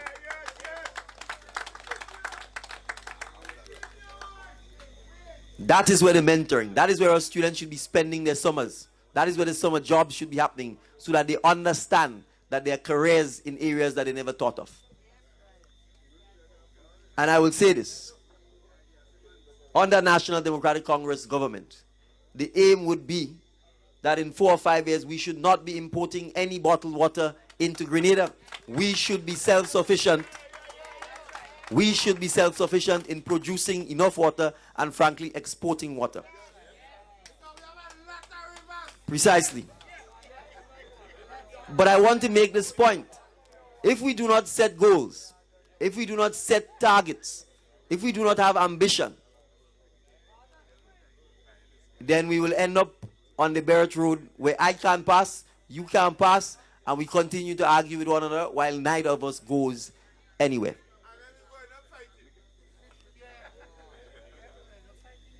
So the reason we talk about change, the reason we talk about plans, the reason we talk about visions is because I do not know of anybody who is successful who doesn't have a goal or an aim. And we know that in our life. We send our children to school knowing that we want them to pass the CPA. That is the goal. And so everything you do from that time is aimed at achieving that. When you go to secondary school, we know we want to pass the CXC. That's the goal. When a child is 11 years old and you tell him he has to do CXC at 16, that's 5 years away. He may not even understand it. But he begins none the step to take the step to get us there. And the 5 years flies by. And you have to write that CXC. And so the 23rd of June is us entering Form 1 in secondary school, recognizing that 5 years from now, there are goals we wish to achieve. And we must set those goals out. So when I say to you the goal should be that we should not be importing water into Grenada, we therefore then need to take action that ensures that our water bottling companies in Grenada are given the incentives, the tools, and the encouragement to be able to achieve that goal. And that is the system of change and transformation that we are talking about. You don't tell your children it's pie in the sky to think you can pass common entrance when they're 5 years old. You don't tell them it's pie in the sky that they can pass CXC when they're 11 years old. And when they're 16 and 17 and you say to them, you can become your own businessman, you could become your own taxi driver, you could become your own farmer, your own pilot, your own air hostess. It's not a pie in the sky dream. That is what goal setting is about. Many, many years ago, when he made up his mind that he wanted to get a PhD, I don't think his mother told him it was a pie in the sky dream then. When he wanted to become the Prime Minister, I don't think his mother told him it was a pie in the sky dream then.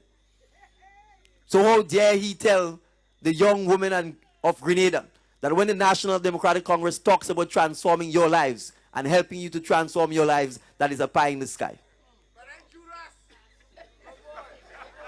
It clearly signals that they do not have any intention of uplifting our young men and women, that they do not have any intention of propelling them forward, of saying to them, and that is the crucial thing, that you can be as successful as I am.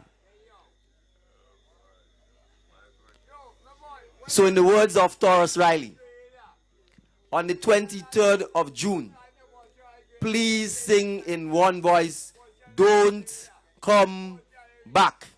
On the 23rd of June, in the words of Taurus Riley, "Don't come back." The people of Grenada, Carriacou, and Petit Martinique are ready to move. The people of Petit Martinique, Carriacou, and Grenada are ready to move. And the people of Berrotte and St. David are ready to move. So thank you very much. We know what we have to do. On the 23rd of June, make sure we bring our friends, our neighbors, our relatives, our churchgoers, our co-workers. Bring them to the polling division and make sure the X goes next to the beating heart so that we can continue pumping the red blood throughout the length and breadth of Petit Martinique, Carriacou, and Grenada and begin the transformation process. So let us all move together. Together.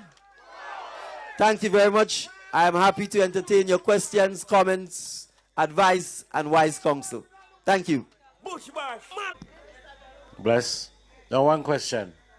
I've been in New York a while. By the way, they call me Shortwave. I've been in New York a while. Back then I was enjoying going to the store and buying Greenidge product. Nectar, mango, all of that kind of thing. I just came back And it hurts me so much to see so much mango just wasting. If I could enjoy that pleasure the way that I did back then, give somebody the opportunity to enjoy it in a foreign like the way I did, that would be a blessing. Good job. I know you're going to make it. We will make it. All right? Bless. All right, thank you for the comment. And this is what we need to understand. As I've said it before, we have money sitting on the ground throughout Grenada. We do. And we need to understand that money doesn't make itself. It is people that make money. It is the ideas, the creativity that make money. If we had oil in the ground here and we don't know how to extract the oil, it will make no difference. And that is why education, that is why research, drive, and creativity matters. And we did it once before, and our commitment to you is to make sure we start galvanizing the people of Grenada to start doing so. I'm picking on Sister Rolanda a lot tonight. You may not know that, but in addition to the water, she's the one, for example, that supplies the water, the bottles for a lot of the people who are selling the coconut water. If she's not providing them with the bottles, they can't sell the coconut water in bottles. Right? And those are some of the needs that exist that needs to be filled, and they can be filled on a business level. She's also doing her teas, local teas. I've openly been talking about the need for us to, in fact, and I want to make this point as well. We have to commercialize a lot of the things that we want to do. We don't plant breadfruit on a commercial scale. As was pointed out last night in the Luke Cinema, I have a breadfruit tree behind my house, you have two behind your house. You pass by the roadside, the breadfruit tree there. Nobody's planting breadfruit on a commercial level. And they say they're exporting breadfruit from Barbados. So imagine that. A limestone island with less water than us, exporting breadfruit, while our breadfruit falling on the road, splattering all over the place. Outside of cooking oil long and some fried breadfruit, for the most part, we're not doing anything else with it. But that's money sitting right there. But in order to get to a commercial scale, we have to plant and produce on a commercial scale. We have to produce at the level that we can supply. And those are the things that we need to change. So when we talk about a tea factory, for example, and I'm giving these practical examples because I want you all to start doing them now. If we need to produce lemongrass tea alone, for example, to supply our hotels in Grenada, we cannot do so because we are not planting on a commercial scale. And the way business work is simple. If they have a contract with you and you tell them you can supply 1,000 lemongrass tea bags, and after 1 month you can't supply it, they are not going to deal with you again. So we need to get agriculture and our produce on a commercial scale. And that requires having a national plan to do so. So similarly, you may go to Maribo, you may go to Ashenden, and you may see a few breadfruit plants. But if we want to be able to export our breadfruit, for example, we have to propagate thousands of breadfruit plants. We have to identify the acres that we need so that we can plant the thousands of breadfruit plants, knowing that in 5 or 7 years from now, we will be in a position to export our breadfruit. And so the same applies to all our nectars, our guavas, for example. Who plants guava on a commercial scale in Grenada? So those are the things, those are the changes we need to start doing now, knowing that in 4 or 5 years, these are the plans that we have so that we can accomplish them. And that's how we need to approach those things. So thank you for your comment. I too, as a Grenadian, would like to be proud when we can be exporting all of those things, when we can find them in New York, Toronto, London, as the case may be, and on our shelves in our supermarkets. But we need to plan and we need to execute. So thank you for the question. All right, the next person, come and ask a question, my dear.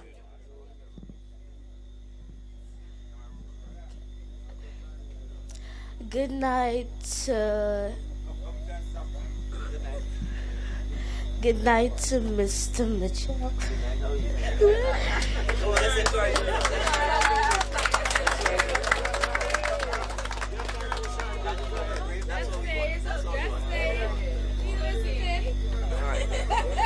That's okay, don't worry, that's good, that's what we need. You're very brave. All right? When you're ready, take your time.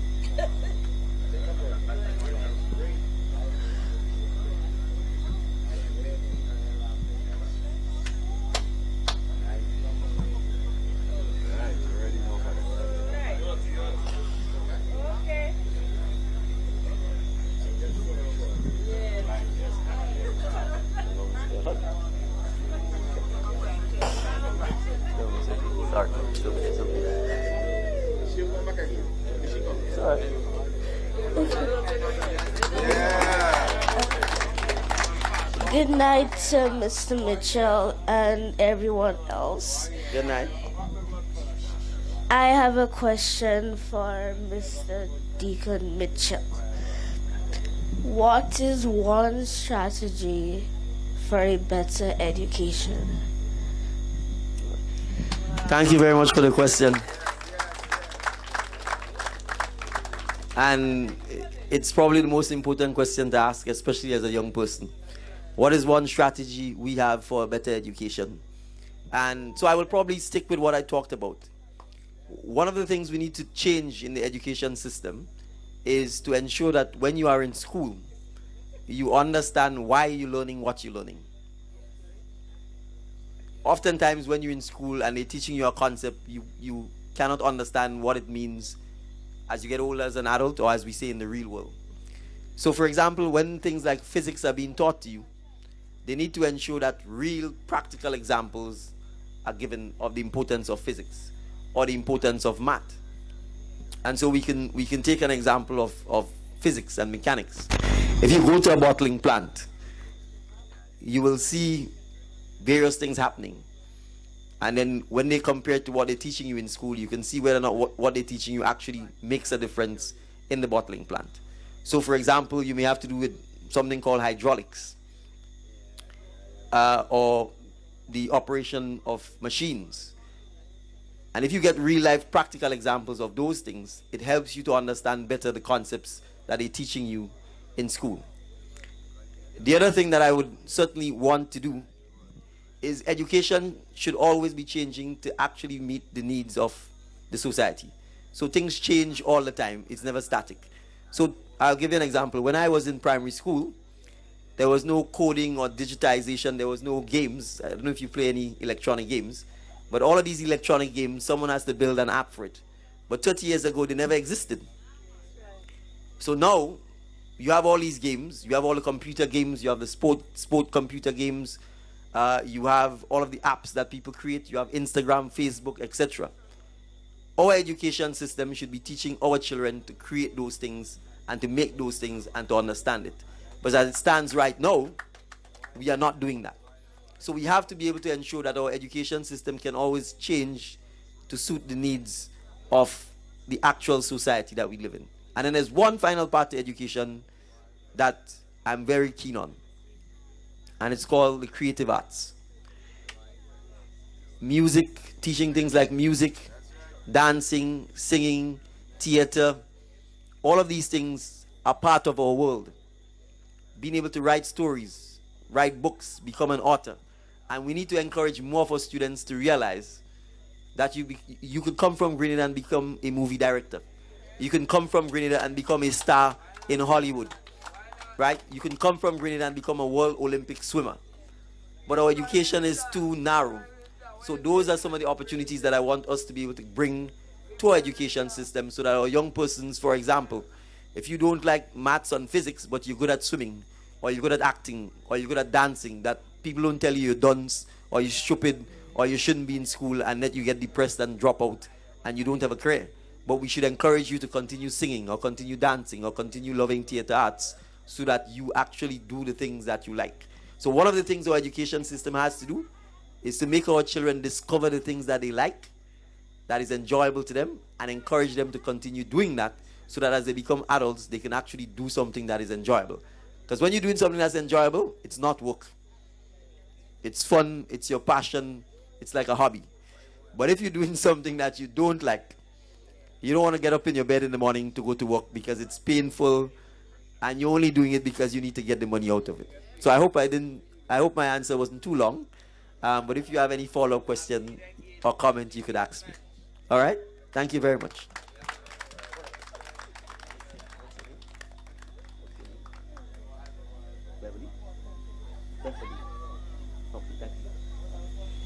So can we please have a round of applause for her?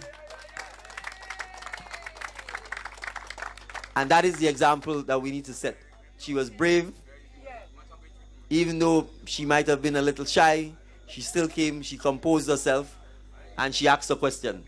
I just say she's well spoken and perhaps better spoken than a lot of the people we have currently representing us. So this is the future. This is the future of Grenada. We need to encourage them and we need to make them more confident. Pleasant good night, sir. Pleasant good night to everybody, people of Berrotte. Pleasant good night to all our guests. Well, I actually want to prove why I'm going to ask the question that I'm going to ask, right? So in my hands, I hold the documents of, as you can see, a Grenada passport, also, and my birth paper, proving that I'm a Grenadian, right? My name is Peterson Greenidge, also known as Prince Naftali. I just flew in on the 27th of May to perform at the National Stadium, representing Trinidad and Tobago, not Grenada, right? And I say that to say this, right? 8 years ago, I left Grenada to further my education and my musical career in Trinidad and Tobago. Because here in Grenada, I would have had to make a choice to either sing soca music or something I didn't want to represent. So I had to go to school. I had to face all the struggles and challenges that Trinidad and Tobago offers, right? But today, I fly, I represent Grenada and Trinidad all over the world, and I'm actually on tour. I was supposed to leave here since Saturday. Well, Sunday, because the show was Saturday, sorry. Everybody, my entire management team have already left, and I decided to stay in Grenada, right? From Trinidad, we have been reaching out to work with the NDC because I'm a youth. I want to understand what you all willing to do for the entertainment and the cultural development of young people, because young people are the pioneers of Grenada. And if you wasn't a young man, I don't think I would be supporting you. You understand? Most people here would know me from Belmont, St. George's, from Pet Motor, St. David's, from Beaton, from Labaree, from everywhere. You understand? Dion Greenidge is family, because the Greenidge family said we. You understand? So I want to know what you all are willing to do for us, seeing that we are willing to work with you, or we are willing to support you. What form of development? You understand? We start right here by Slum. We singing soca music by Slum, and that was our entertainment. You understand? Now today we representing all over the world. You understand? So what are you willing to do, or what are you going to do? Or do you have a minister of culture, a minister of development, like somebody that we can speak to, or to just have a more visual and a better vision as to what direction we're looking to go, and how can we, or how can I be of assistance to that, Yeah, man. Thank you very much, man. Yeah, man. Thank you for the question. And let me say something. We have Adrian Persuader Thomas here, who obviously is part of the foundation of Kaiso in Grenada still. He might have taken a break because of the politics, but I don't think the Kaiso could ever leave him. I'm happy that you mentioned that you started chanting and doing your calypso by Slum. I don't know if Slum is here in the audience. But Slum, if I tell a lie, as they say, you will correct me. But many of you may not know that when Slum started way back in trying to organize, for example, the Jab Jab band, that it was people like me who was part of that original crew, who would be buying water and helping with Gavin. Gavin, you here? Who would have the truck going up in Mr. Let yard, may God bless his soul, to build the truck, to start the small process of beginning the real Jab Jab. Many of you may not even know that Slum rejected sponsorship from things like the Grenada Breweries because they were trying to change it from Jab Jab to Blue Devil and that sort of thing. And I say this to say culture, entertainment, music is all part of what we know in St. David's. A lot of the traditional mass and so on I grew up watching that by Teacher Mary Shop, whether it's Maypole, Wild Indian. Many of the traditions have since disappeared. We appreciate that music and the creative arts is not a hobby, and it's not something that you should do as an afterthought on the side. And so what we want to be able to do is, from a very foundational educational stage, make sure that our education system gives the encouragement and the opportunity to our young people to have them set goals in those fields, to say, I want to pursue a career in music. And as a government, it is our job to support that in very much the same way as how we support our agriculture or fishing or tourism. So the same way we are prepared to give sectors concessions to help them grow, it is the same way in which we need to be able to say, while speaking with you, because we may not have all the answers, what are some of the things that you experience that we need to work on? And I'll give you an example. I know for a fact that many of our young artists struggle with getting a visa, for example, to travel to the US. And our governments do not provide any form of assistance in documenting what they do, in explaining how they earn their income, in even explaining, for example, what a Soca Monarch show is, why winning that is important, what is the prize money associated with it. Mandela gave this example where he said he asked the Ministry of Foreign Affairs for a letter to just simply say he took part in the competition and he came second. He couldn't get the letter. So from a very institutional perspective, we have to accept that it is a job and it is a career and a profession just like everything else, and provide the support for that. But I think we also need to recognize that we may need more specialist attention from a school perspective to identify and explain to our young people the jobs that are available. So let's take something like sound engineering. That is not something that you're told about in school. Let's take something like music production. That is not something you're told about in school. You will never get to see equipment that produces music in our schools because we don't view those things as part of a normal career profession. And so those are the things that we have to change. So the same way we have a science lab is the same way we should have a music lab. So that our students who want to produce music could say to the teacher, I am going into the music lab so that I could understand what the equipment is, how we work it, how we maintain it, how we improve it, etc., etc. So those are some of the fundamental changes that we need to make and to me it has to start early, because the one thing I know about music, it's one of the things that grabs you at an early age. Is either you're into music very early or you're not. You don't wait till your 40s or 50s to start loving music. And you would see most of the people who become superstars in music, in particular, tend to become superstars at a very early age because you can identify their passion, you can identify their talent because they start at 10, 11. You could take a Marshall Montano as an obvious example. I'm sure even you would have loved music from a very, very early age. So I'm saying those are some of the things we need to put into place. And critically, we have to teach it. You see, some people might just play around and discover it on their own. But we know there are formal aspects to music. Reading music, writing music. There's structure to composition and those things. Exactly. So those are some of the things that we will put in place. And again, people will ask things like, where are you going to get the money from? We try and make money as the excuse for everything. But I am satisfied, even in Grenada, oftentimes these things just require a little coordination and a little leadership from the government and from our communities. Good. So I'm happy to hear you say that. So those are some of the things that we want to look at in terms of improving music. And we want to be able to bring that on a national scale, right? And there are a lot of things that used to be done in terms of national competitions and so on that just have been swept under the carpet because they don't recognize the importance of it. So those are some of the things we want to change. Those are some of the things we want to shine the light on. And I've heard parents. I have a colleague of mine who's a lawyer.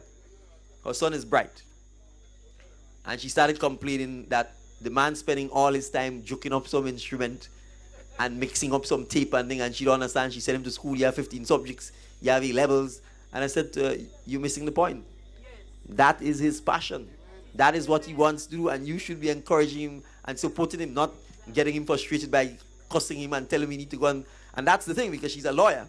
So in her mind, she's thinking our son should have a similar kind of inclination. And those are the things that we have to be able to even teach our adults to say, listen, you're a lawyer, that's fine. If your child wants to play music, encourage him and support him the same way as if he wanted to be a lawyer. So those are some of the things that we have to change. And we start by having the conversation, right? So those are some of the things that I think we definitely will be advocating for, and set those plans up.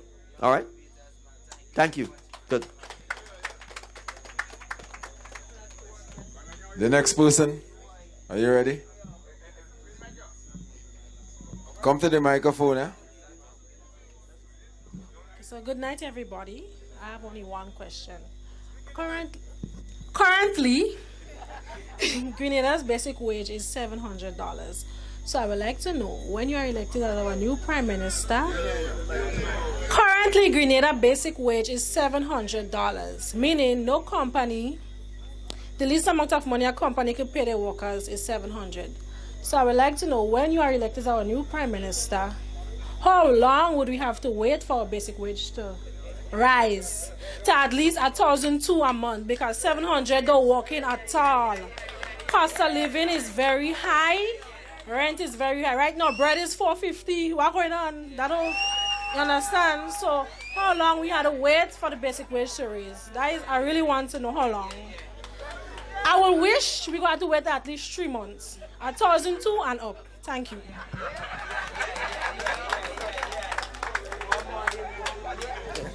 Thank you for the question, and I'm sure you're asking what many people would have wanted to ask. And I would say this, if I had the wish, I would have changed the minimum wage tonight. Because the reality is, I accept that, and I agree with you, that if you're making $700, you are poor. Right? And the reality is there are many Grenadians, and in some instances, extremely poor. The reality is that there are many Grenadians who are in that situation. But I also want to be real, and I don't want to make promises that we can't keep. We have promised to relook and increase the minimum wage. I can't tell you now how much we will increase it by or how quickly, but I will certainly say to you that we must do so within 6 months of taking the government. Because the reality is,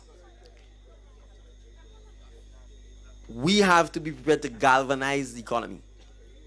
And the more money people have in their hands, is the more they will spend, and the more business will grow. So, you know, there's this saying, you can't save your way to prosperity. You can't save your way to prosperity. You have to grow your way to prosperity. Right? Because even if you're saving, the cost of living is always going up. So we have to create a dynamic economy. We have to create an economy, and that is important, where more Grenadians are self-employed, and where more Grenadians employ more Grenadians. That's one of the ways in which we'll increase the salaries of all Grenadians across the board. But there are a couple of things as a government that we can do, and I'll talk about one of them. Some of you may not be aware of this. I know for a fact that there have been instances where our current government, over the years, have discouraged certain large private employers from paying significant increases in salaries. And they tell them, if you pay these increases, then we got to pay public servants similar increases as well. And I'm not making this up. And I'm saying that is fundamentally wrong. Your job as the government is to encourage the private sector to pay as high wages as they can to our people, so that we can in fact fuel the economy. Because the more money people earn, is the more they will spend, and the more our economy will grow. But I just want to make this other point though. Part of the reason our wages have stagnated around this $700 and $800 is because of the government's own policy. The entire creation of this large-scale Imani and contract work is designed to suppress wages. It is designed to suppress wages.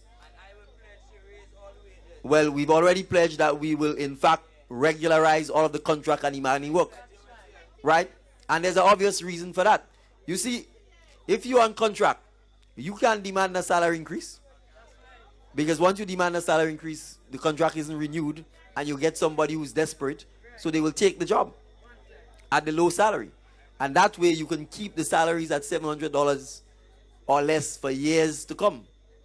And that is why we have to regularize the contract workers. That is why we have to regularize the Imani workers, because effectively, with no job security and with high unemployment, you will continuously not renew people contracts or threaten to fire them so that you can keep getting another younger set of Grenadians coming into this program, and you continue depressing the wages. So those are things we are aware of. Those are things we will certainly change. And all Grenadians want more money. All of us want to improve our standard of living. All of us want better roads, better healthcare, better houses. But we cannot do that if we don't encourage the growth of our economy. We cannot do that if we don't encourage more Grenadians to get involved in businesses and for the private sector to grow. Because the reality, it is the private sector that will create more and more jobs that could absorb the unemployed and help to increase the wages of all Grenadians throughout the length and breadth of Grenada.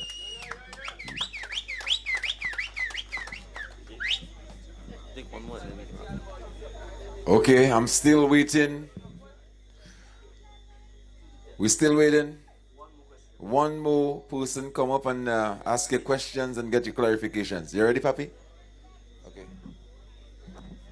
Pleasant good evening to everyone. There's something I would like to find out. Within the first year of NDC coming into power, what plans do we have economical-wise, seeing that the world is basically in a kind of recession due to the war, and we don't want to go back in the same position as in 2008, where the people got kind of weary because we was cutting and contrived to make things happen, and they lose patience. And right now, NMP campaigning on that. When they come back in power, the country will slow down and all these things. So what I would like to find out, well, at least give us a heads up on what plans we have to assess that situation from not going through the same situation again. Thank you very much. Very good question. And someone asked the same question in the Luke Cinema last night. So we know it's one of the things that they are spreading the propaganda about. Let me first start by saying what was said last night. The 15 of us who are running, and almost all of the current national executive of the NDC were not part of the 2008 to 2014 government. Not that we need to distance ourselves from that government. But we recognize, and that's why you hear me talking a lot about the economy, that at the end of the day, while we need to lead by examples, people are not electing us because of our spirituality or morality. They are electing us because they want us to deal with economic issues. And so we are committed to ensuring that the economy of Grenada is transformed into a robust, growing economy. And let me give you an example of what I'm talking about. By the 24th of June, whatever revenue the government would have had to collect for the month of June would have been collected already. We don't stop paying taxes because there's a change in government. So the tax collection continues. The availability to have grants and loans and overdraft facilities continues. What it requires is managers who are prepared to make decisions and get things done. And I've publicly advocated that in Grenada, we have way too much inefficiency, way too much bureaucracy. And that is what is killing the economy. So I'll give an example. My mother went to clear a couple of things on the port yesterday. You think she could have cleared it yesterday from going since yesterday morning? She had to go back today. And I am saying to you, if we want to grow an economy in Grenada, it should never take more than 1 day. Frankly, it should never take more than 2 hours to get to the port and clear stuff. And as a port, your aim should be that when citizens of Grenada come to your port, they are out of there in 1 hour. And they are praising your service. They are praising your level of efficiency. So they will want to come back and do more and more business. And that is what we need to get into our heads in Grenada. People are not going to come and help develop your economy if when they get to the port, it takes a week to clear stuff. You drive people here, there, and everywhere for simple things that should be a one-stop shop. So for our perspective, we recognize they're going to spread the rumors about the old 2008 NDC. But I can assure you, we are putting our people first. The payment of loans, which are loans the NDC didn't borrow, these matters will follow the normal course after we deal with the basic issues that affect our people first. So paying salaries, addressing the pension issue, ensuring we move to a system where people are paid twice a month, dealing with our healthcare system, those are the priorities. And so whoever the NNP has borrowed the money from, and in many instances we don't know because they haven't disclosed, because they still haven't disclosed where they got the $63 million to buy the shares in Greenidge. Whoever lender decided to lend money in those circumstances, they can wait to get paid 15, 20 years from now. Our job is to start the rebuilding of our country now, is to start the growth of our economy, and you and I know they can't pick up Grenada and go anywhere with it. But I will tell you this. I have a good hunch that once the government of Grenada changes, you would be amazed at the amount of Grenadians in Grenada, outside of Grenada, who will be prepared to come back to invest in Grenada and help Grenada's economy grow. The reality is, the corruption, the inefficiency, the unfairness, all of that is what is hindering the growth of Grenada, because serious business people who just want to get their business done and who don't want to have to pay things under the counter or pay things to politicians are not coming here to do business because the environment is too hard. Whether it's the bureaucracy at the port or the bureaucracy at our government ministries, people are not going to. You have to admire people like Ms. McQueen to do business in Grenada. You know? It is designed to punish you. And that is why when you look at our ease of doing business on the World Bank ranking, we are 170 something. In other words, people have 172 countries that they prefer doing business with before they even come to Grenada. There are only about 200 nations on the earth. So we are in the last quarter. And those are the changes we need to make. And I'm saying once those changes are made, I am guaranteeing you that there are Grenadians all over the world who will come back to Grenada, who will invest in Grenada, and begin to help us transform Grenada. All right? So thank you very much for the question, but I appreciate it. All right. All right, ladies and gentlemen, it's been a pleasure. And I guess as much clarification was given by Mr. Dickon Mitchell, the next Prime Minister of Grenada. Somebody said Dickon! Somebody said new Prime Minister! Dickon, you could stand up a little bit for me, please? No. Watch the man. Somebody said good-looking Prime Minister. No, we need a good-looking Prime Minister. Not just intelligent and hard-working and have initiative, but we also need a good-looking Prime Minister. And look at him, eh? He's 44 years.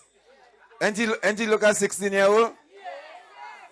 Somebody say he better looking than me. All right, ladies and gentlemen, make some noise again for the next Prime Minister of Grenada, Mr. Dickon. Yeah, Rope, that was the last one. Yeah. Good night, everybody. I know Rian, right? I say good night, everybody. Good night, every single body. I don't know. But rain fall from the ground. Ah!